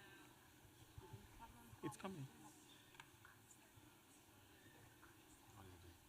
Right, so the concept is that eventually when you call, Hello, I'd be happy to assist your son with his Jamaican passport application. To apply for his first Jamaican passport as a 14-year-old minor, the cost is USD $90. The procedure requires him to submit an original birth certificate or certificate of citizenship or adoption register, along with his parents' ID, such as passports, driver's licenses, or national voters' IDs. If you're acting as his legal guardian, please bring a court order and your ID or a notarized letter of consent from the parents and their ID. All right, we'll pause that as you get the picture. So the concept is that eventually, once this is completed, when you dial in, you will be able to pose your question and get it in complete sentences. Now, there might be a prize if you can tell me whose voice you just heard a while ago. Was it familiar? No, not my voice. Somebody said it sounded like the Prime Minister's voice. Okay, it might be the Prime Minister, close enough. You shouldn't miss in Kingston. All right, is Devon pause that for me. Historic mansion. So, That's my American accent. so you will be able to call in and you'll be able to pose your questions on some of the very simple questions that you're calling now. Now, just like, as I said before, 2.2 million calls in 1 year. Just do the math. That's over 200,000, approximately 200,000 calls per month. And we only have 2 people at the office.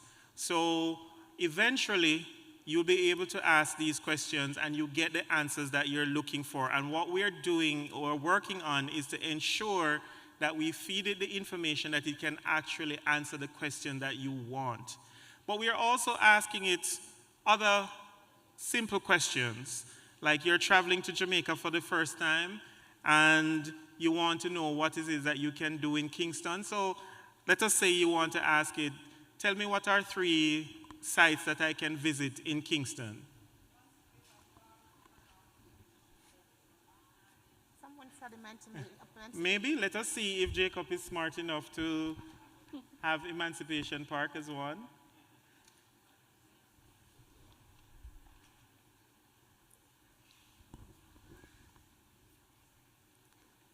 It's taken a little while to do the voice. If you're planning to visit Kingston, I highly recommend 3 sites you can't miss. Devon House. This historic estate is a popular tourist destination and features stunning architecture, beautiful gardens, and a museum showcasing Jamaican history and culture. Devon House is one of the island's most impressive examples of Georgian colonial architecture, built in 1862 for George Steeble, Jamaica's first black millionaire.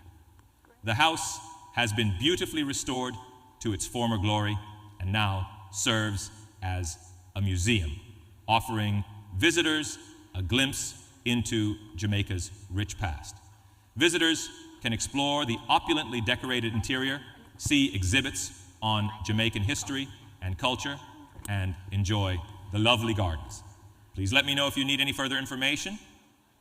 All right, and then if you need information, you can ask it more. But we just wanted to introduce that to you so you understand that we understand what you're going through calling and that we're working to fix the problems. And again, I just want to lean back on what the Prime Minister says. We know that there are problems and we're working to fix them. Now, I believe that after the extensive presentation by the PM, we don't have any questions. They just wanted to say, let's go. All right. Okay, so we'll take the first question from the floor, and Ms. Reynolds, the lady in front of you. Good evening, Prime Minister, Holness. Should we address everybody? I'm gonna make it fast, yes. Consul General Wilson and Minister Johnson Smith. My name is Shari Linton, Esquire, and I am a Jamaican American. My parents were one of the first people to import goods from Jamaica to South Florida in the early 80s. So we understand the importance of importing goods. I own a tea company and my family currently makes drinks like Roots Drinks and Irish Moss, right? So my question this evening is, with the rapid growth of platforms like Alibaba that makes it easy to import goods from China, how can U.S. businesses connect with Jamaican growers and suppliers to make wholesale and bulk purchases, which can in turn stimulate the Jamaican economy? All right. All right, thank you for that question. Well, there's actually some work that's being done in that regard. I know that there have been 1 or 2 private sector attempts, but to get the mass use of their platforms hasn't really happened. But I did meet someone earlier who had was it eatjamaicafood.com? Yes, Yes. he's here. Who is launching a platform to do just that. Perfect. Eatjamaicafood.com. Please, if you're here, please tell me if I'm getting your name right. Eatjamaica.com? All right. Yeah, and he's doing just that. So he's buying in bulk from different suppliers. They're consolidating here and then shipping to you wherever you want across the world. That's his thing, and so it's I mean, it's incredible that you asked that question. Well, that's great. If anybody knows him, please introduce him to this lady quick. Yes, Shari's tea will be a big customer. Thank you. Have a good evening, everybody. The next question, Mr. Burke. Okay, good night. My question is directed to Mr. Holness and Ms. Johnson-Smith. So, as a passionate resident, I would say, of Jamaica, I have been here for a number of years, since I was a teenager. I'm 44 years old now, by the way. What measures are you guys putting in place in the construction industry to ensure that there's proper oversight, a proper oversight body to protect us returning residents? Because I returned to Jamaica last year, November, and I bought into a brand new community in Ocho Rios, and I have been just plagued with a number of issues. Mold, if that was here in the US, they would have closed down that place entirely, the entire place. And I have done everything possible to try and get the developers to remedy the issues to no avail. So what I have complained to the local municipalities, NEPA, they've all come in and look at my property, and no one has yet to reach out to me. So what measures are you guys putting in place to protect us as returning residents going back to Jamaica who are coming in heavily to invest? Because I own 4 properties there and I have issues with almost all of them. But this one is the worst. Thank you. Very important question. And, you're not the only person who has complained about rogue developers. Now, just to be clear, my knowledge of the industry, based upon the portfolios that I hold, there are a few developers who have given a bad name to the industry. But you will also know that there are several good developers, reliable, trustworthy, people with good reputation that build high quality homes comparable to anywhere in the world. Now, the circumstances that you have mentioned has come to my attention based upon where you've said you have purchased. And what I could do is if you could give your name and contact, I will have a direct look at your circumstances. Thank you, sir. All right, thank you. And just a reminder. Can someone take their contact? Huh? Yes, Mr. Burke, can you Just take to be her clear, contact however, information? Sorry, just to be clear, that developer is a private developer. It has nothing to do with any government-sponsored or government-built housing scheme. That's a private developer. All right. Sorry, sir. You'd have to join the line. No, I'm sorry. We have a limited time, so we can't do a follow-up. But take the information. All right, Ms. Burke, Ms. Brown, and just remember, ladies and gentlemen, no, I'm saying take the number.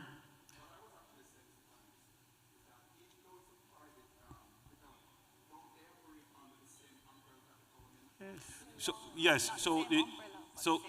remember now, the end product of the home might be, in other words, they may have passed the regulatory scrutiny, but in terms of the finishing, because you mentioned problems like mold and so forth, so clearly they would have to be compliant with health standards and investigations, which are slightly different from the real estate standards.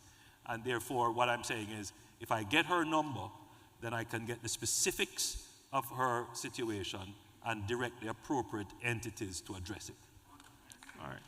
Thank you. And just remember, ladies and gentlemen, keep the questions short. We have a limited time, and we have to go. Ms. Brown? To the Minister and our Prime Minister, thank you for your informative report on the development and growth of our island. My concern, because everybody has a pet peeve, so to speak, we cannot have, we can't have growth and development in so many areas of our country and moving forward unless we also consider the environment. And I've not heard either of you talk about the environmental impact of roads and developing and water and all the things that are really critical to the continued success of our country. Can someone speak to the environment, please? Thank you. And I really appreciate all you've said. Thanks. Very powerful question. Very important one. And in fact, that's why I'm here for the Summit of the Future. It's about ensuring that whatever we do is sustainable. And indeed, sustainability is an important part and indeed has been mainstreamed into what we're doing. So I wish to assure you that consideration and protection of the environment is paramount for the government. All right, thank you. Before I go to the next microphone, Minister? No, it's okay. I just realized the number of persons. But Okay. if I get to zero after, I'll share some more. Okay, all right, sorry. Mr. Prime Minister, one of the questions fielded, well, the summary of it, what steps are being taken to integrate agricultural science in schools and improve facilities to engage students in modern agriculture and technical education? You know, that's a question that we could easily answer. But what I would say to you is, let's take the questions from the floors. Okay. Critical one. Yeah, exactly. All right. So the answer to that is yes, that is happening. It is happening, and there is investment in Bodles, the Agricultural Research Center. There is a lot happening at CASE in poultry expansion and agri-science. Ebony Park at Hart, etc., has a whole new set of technologically based courses in climate smart technology as well as organics and other good things are happening. But I agree with Prime Minister. All right. Say the people on Mr. Reid?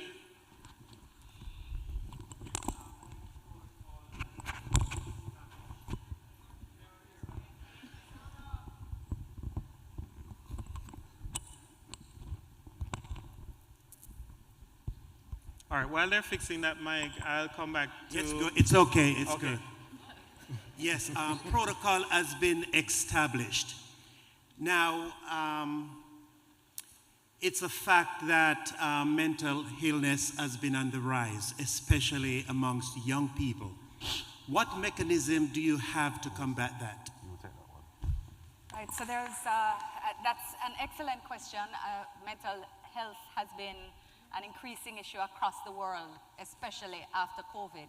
And it has been something that in Jamaica, its treatment has been significantly constrained over the years by stigma. So one of the things that the Ministry of Health is doing is actually a campaign to destigmatize mental health. So going into the schools and actually encouraging churches and other partners to speak about the need to get counseling and help if you have a problem. There's also a hotline. There's a hotline for young people in particular, and there are 2 youth hubs. We're rolling out more, working with the UN to roll more out across the island, where young people have a safe space to come and talk about the problems that they're having. But there's also a hotline that deals particularly with people having suicidal thoughts. But there's a general encouragement. There's been a full rehabilitation of Bellevue, which now has a recreational park, and has its standards and beautification have been lifted so that I know you all know about the stigma of Bellevue and Mylon.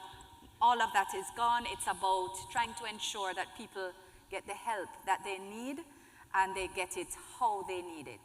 So I want to encourage you or to assure you that it is something that's very much on our agenda. There's also a high school campaign where we even have wellness benches where persons are encouraged to take a quiet moment to think about challenges and to engage with counselors. So it is a very important issue, and we are working on it, although it is a massive one. Thank you, Minister. Mr. Burke? Okay. Good evening. My name is Alexia. I am a junior in high school, and I wanted to speak, bring 2 topics to detail, basically hearing what you said about AI being in healthcare and also high employment rates.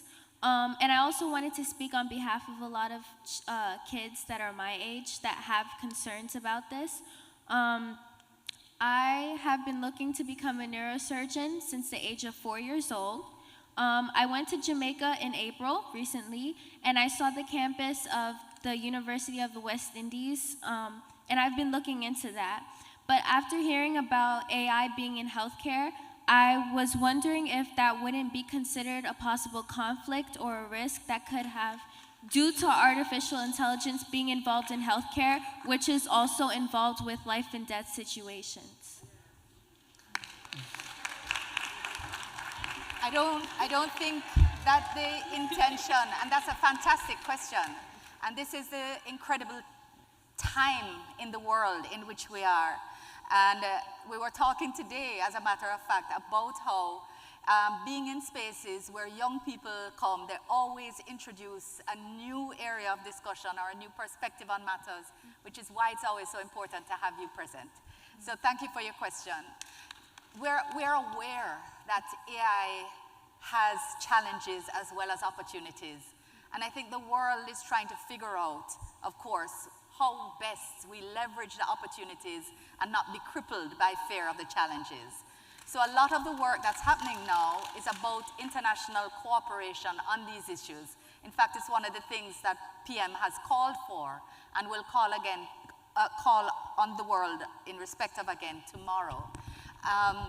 We are aware of the sensitivities, and it may well be that AI is used to take the stress off of people who are answering the phone at hospitals or at critical care places, to move systems that don't require complex decision-making in the first iteration. But that's still taking pressure off people working in the healthcare sector. I think there's a lot of steps to be taken. So I think you raise an excellent question, but there's a lot of work to be done, and I don't think you need to fear at this point that people will take crazy decisions. All right, thank you, Minister. Ms. Brown? Yeah. Maybe just following her concern, it is important to know that the AI system that we are developing at the consulate is a private AI system that is dedicated just to the Consulate General of Jamaica, and actually persons' information will not be shared anywhere. Right. So just to reiterate, so as you know, ChatGPT, Google, Gemini, they share their information widely. What we're doing is closed off, won't be shared anywhere else, so you won't find that your information is all over the internet. Right. All right, Ms. Brown? The most honorable Dr. Andrew Michael Holness and your entourage, I greet you in the mighty name of Jesus. I am Stephanie, originally Richards, from St. Thomas, Dalvey District, underwrite from Mr. Beresford Itaford Steele. You can remember that name, sir? Okay. Mr. Prime Minister, I am asking you to give my Member of Parliament an assignment for me, please. I've migrated a number of years now, but I am a born laborite. My blood is green. I campaign very hard when it's election time and social media. I get cursed out. When I used to work in Princess Margaret, I was one man against the PMP when the election is lost. The water situation is very bad. And I want to know who must I talk to about my rebate not getting water in Dalvey and in Eastern St. Thomas. The water situation, Mr. Charles then had put a tank there, and I don't know if it's a sabotage with Water Commission, is sabotaging the Jamaica Labour Party or what. So I'm asking you, I need some answer about the water situation in Dalvey. There's no water and they keep sending bills, and we're paying the bills and we're not getting back anything. And if you don't pay the bill, them keep mounting up the bill, and you have to pay it, and you're not getting any water. And they are aware that there's no water. So please give Miss Charles the assignment for me, please, when you go back down there to sort out the water problem underneath Mr. McLeod. Watch. Well, listen. Thank you.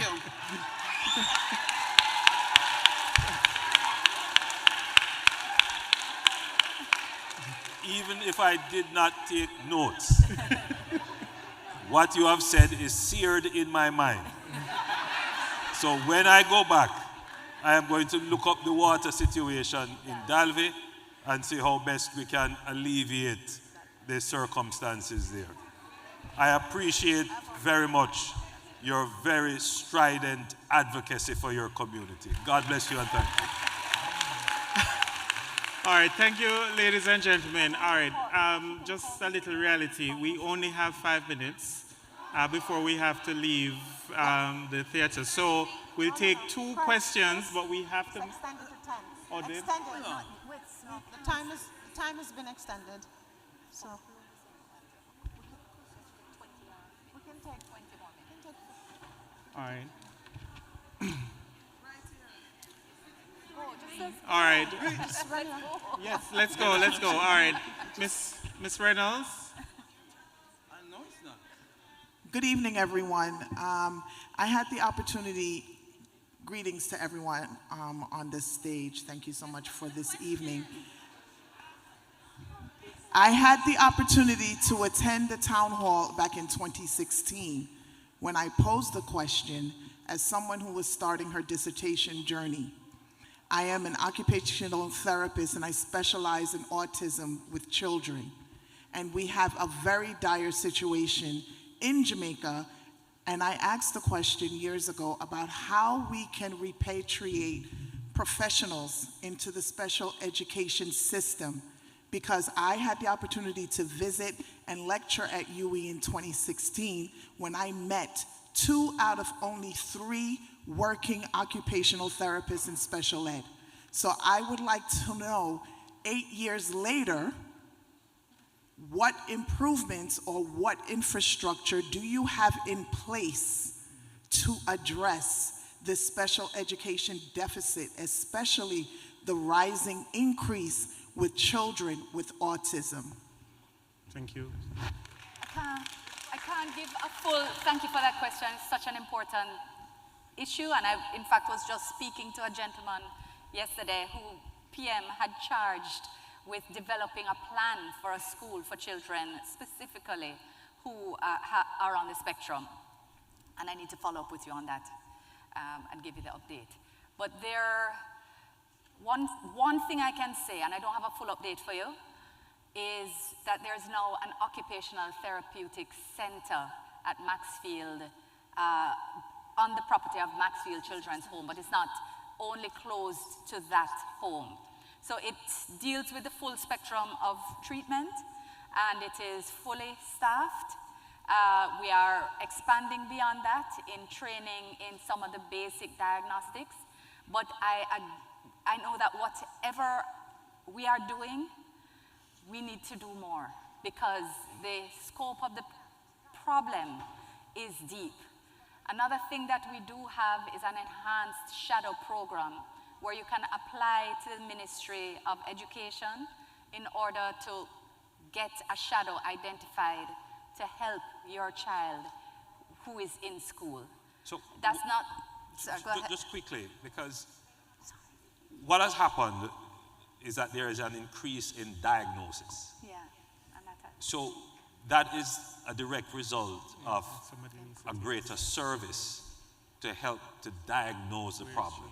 So in the last decade, the awareness of children who are on the spectrum has increased in the society, and the ability to diagnose has increased, so too the ability to treat.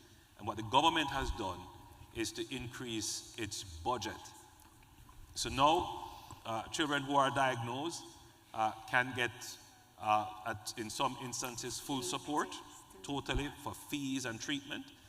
and they get, as you were saying, Minister, a shadow. They get someone to sit with them in class, and we have built one so far therapeutic center that deals with a whole range of these issues, and the plan is to build about 4 or 5 more across the country. So a lot has happened since, including the government making special allocations to assist parents of children who are on the spectrum.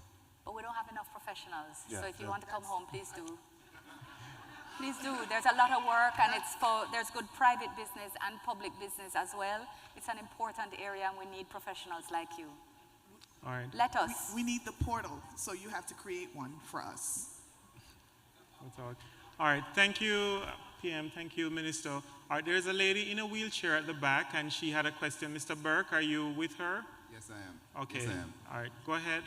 Testing. Can you hear me? Yes, we are. Good evening. I was the first person here at 4:30 p.m. Traveled across the Bronx, so I beg to please ask my question. Bear with me, please. Good evening, Prime Minister Dr. Andrew Holness, Minister Kamina Johnson-Smith, and Consul General Ms. Alsion Wilson. Welcome to the Bronx.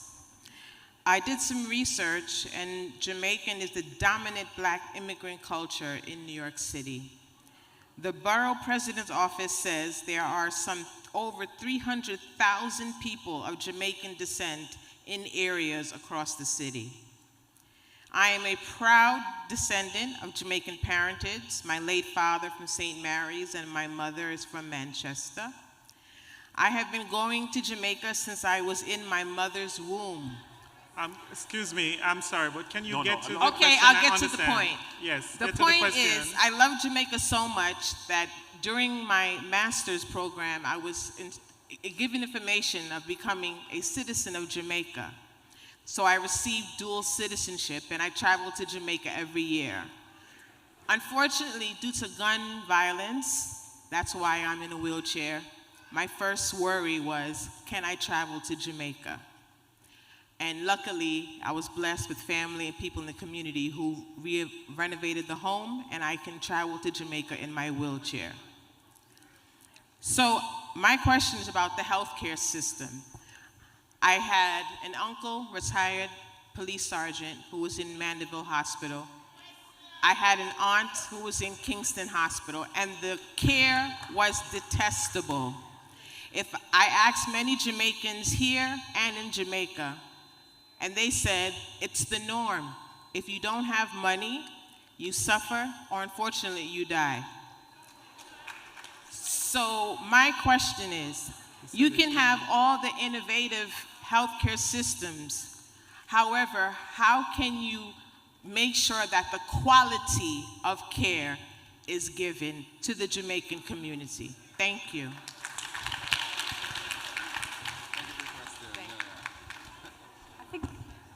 I think the Prime Minister was speaking about that earlier, and I spoke about that as well. This is the training that's taking place. There's also a culture of care that Minister Tufton has been speaking about, so that to recognizing that there are challenges in the system.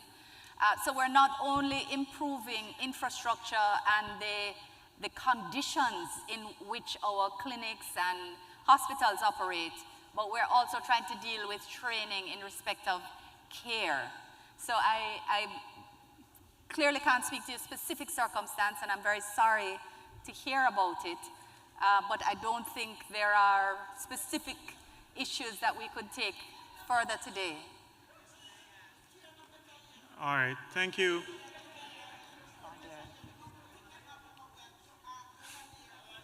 All right, thank you, Mr. Reid.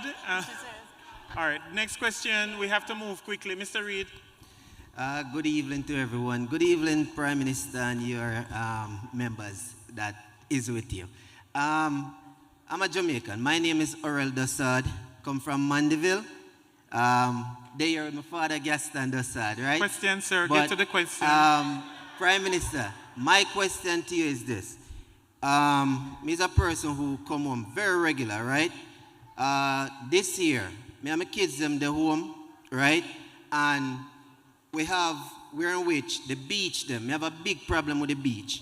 If you don't stay in a hotel, it come like so we don't have access to the beach. Me there with my youth them, right? And Dump Up Beach, which is Harmony Beach right now, by 5 o'clock them cut off, right? And if them cut off and you don't have a hotel in a Montego Bay, there's nowhere to go to the beach but the one, I think, I remember the name of Jimmy Cliff Boulevard, right behind the airport there. So, and me feel like a stranger in my own country. When I ask the people to invest, I buy a little house in Mandeville, and it's like me I do an Airbnb. And the problem I have with JPS and cable flow. All right, what's the right? question, sir? So my question to you is, Minister Vaz, he might take on certain things, but me I wonder how and what and where you put in place in order to make these companies do better. Because right now, me I pay for something when me not get. Right now, my cable is still off. All of my things in my house are smart lock, smart this. And it's like, I don't have no access. I don't have no eyes for my place. All right. You understand? So the Someone question... know the question, 1 minute, sir. No, the question get to the is, question. How can I? No, I appreciate. I understand what you're saying. Yeah. Very quickly. No disrespect, I'm sorry. But, forgive me if I move very quickly through yes. cycles through them. So the issue of beaches is a live one. And what the government, the issue, my friend, is not that there aren't any beaches. The issue is that the beaches have to be developed and secured so that people can access them. And what we have been doing, for example, you mentioned Harmony Park. I don't know how many of you have gone to Harmony Park and seen what we have built there. It's a lovely facility. And we're going to be building all around Jamaica access like that. Now, the closing time might be an issue, so I can appreciate what you're saying. I'll look into that to see if you can extend the closing time. But even if you were to have beaches open for whenever, for whatever time, there is still the issue of security and sanitation and so forth. So we are making investments in our beaches. And I want you to be assured that those investments are all going to be free for public access. In terms of the utilities and the standard of service that they are given, the utilities are regulated independently by the Office of Utilities Regulations.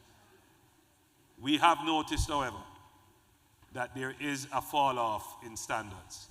And we have been putting pressure on the OUR and the utility company themselves, in particular JPS, to improve their standards. You have mentioned the activities of Minister Vaz, who has been very strident with JPS, and we have gotten some results there. We will pay some attention now to the internet companies and the telecommunication companies to ensure that the services that they are mandated to do, they are actually delivering them. Okay. Thank you, PM. All right, so Ms. Brown, we'll come to you, but ladies and gentlemen, we have to wrap up very shortly. But one of the things that I want to ask you to do is we're going to reopen the form that we used to collect the questions before, so that you can send the questions that you have that you're not able to ask of the Prime Minister today. And if you have an email address, put that email address there so that we can share it with OPM, and the Prime Minister's office has committed that they will seek to answer as many of those questions directly to you. All right? So let's move to the next question. You skipped me. Greetings, excuse me, we're going back and forth, so he's next. I think you all need to have a Morant Bay rebellion in here. The Prime Minister didn't come to take questions from all of us. He was just come and filibuster the time. Now, Prime Minister, this is a foreign affairs question to you. All right? Now, I don't have to lecture you on the history of African people in the Western Hemisphere. Why didn't you stop this labor right from filibustering the time? You questioned me about... You didn't stop her? Excuse me, sir. Get to the question, Yes. please. Now, why don't you all have some respect? This is why Jamaica is the way it is. Because you have no respect for yourself. Now, yes, my question to you, Prime Minister, is this.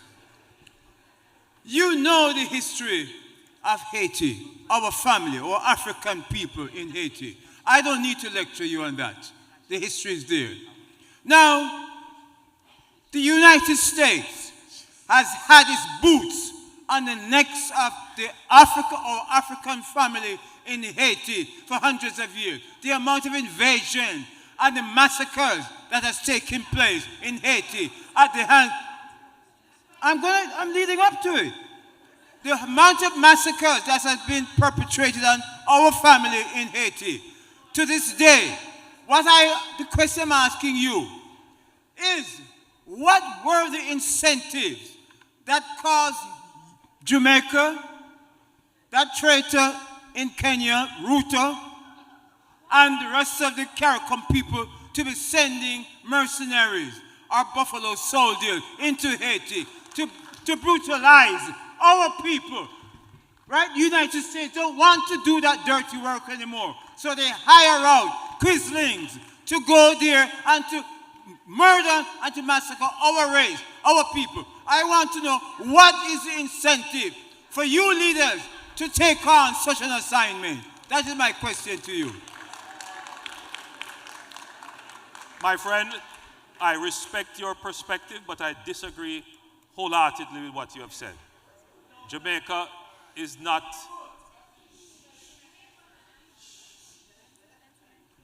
Jamaica is an independent nation, and we are a sovereign country.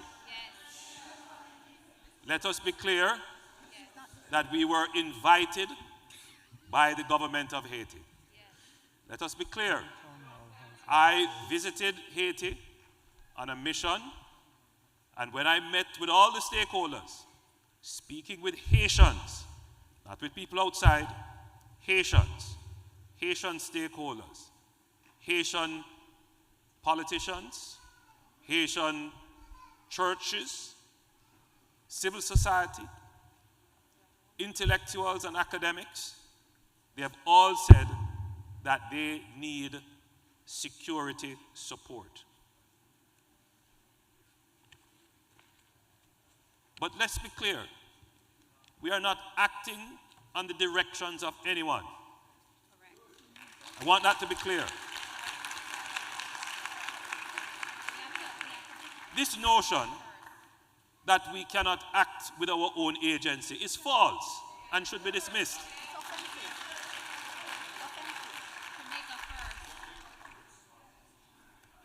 We are sending support to Haiti because we have solidarity with the people of Haiti. They have asked for our support. But let us also be clear that it is in our interest. Guns come into Jamaica from Haiti.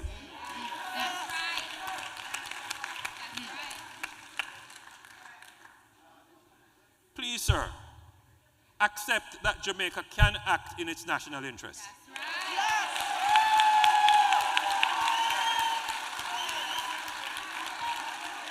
All right. And it is about time that black countries and black nations support each other.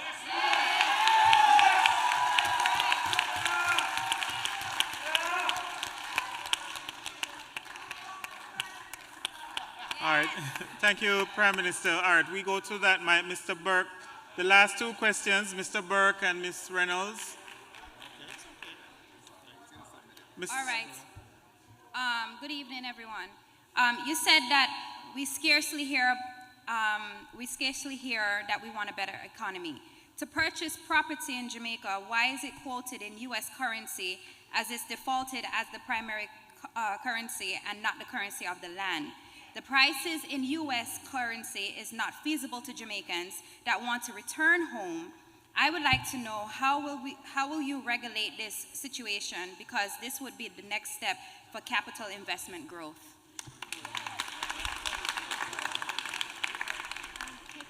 Just to be clear, that for a property to be sold in Jamaica, regardless of whatever price is quoted in US, when it gets to the tax office, the prices are in Jamaican dollars. So just to be clear, right?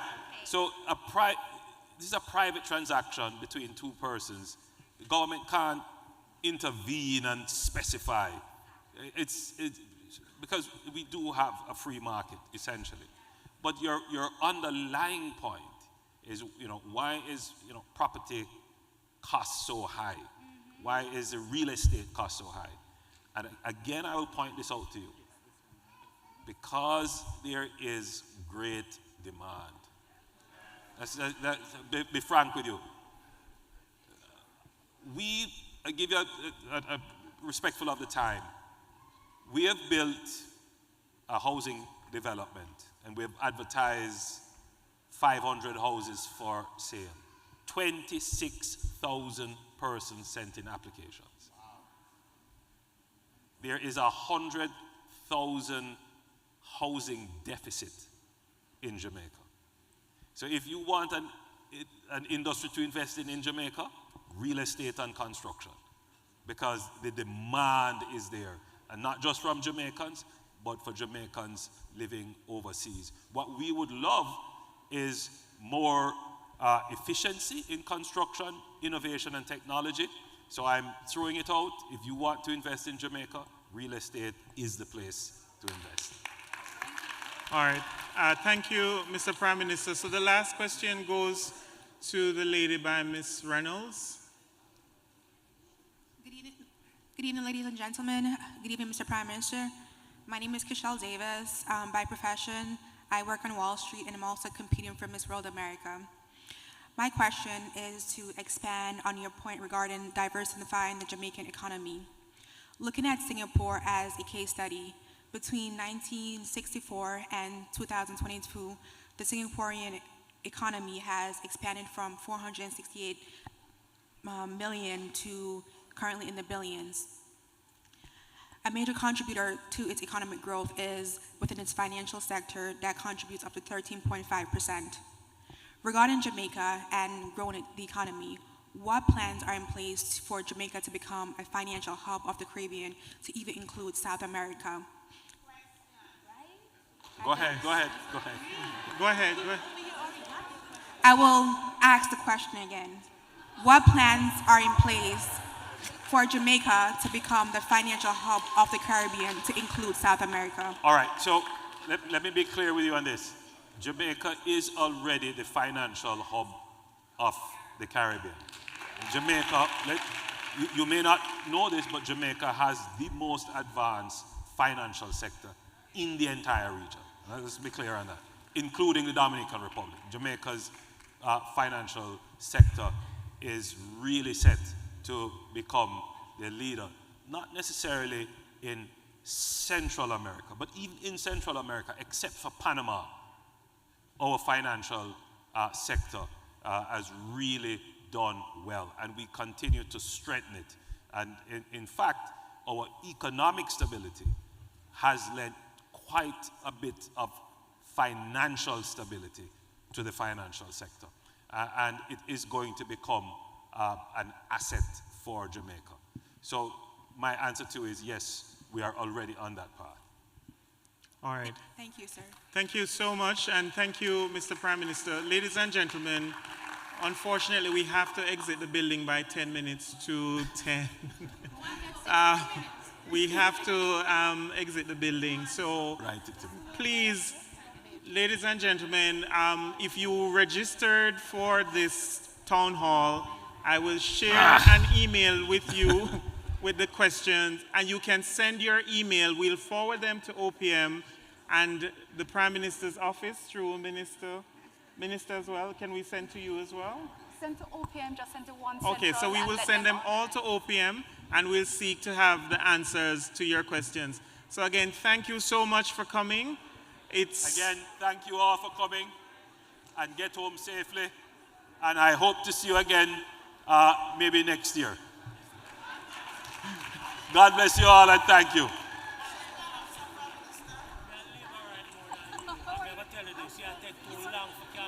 any of those body, don't make my holding meeting and tear up my passport. No, that's it.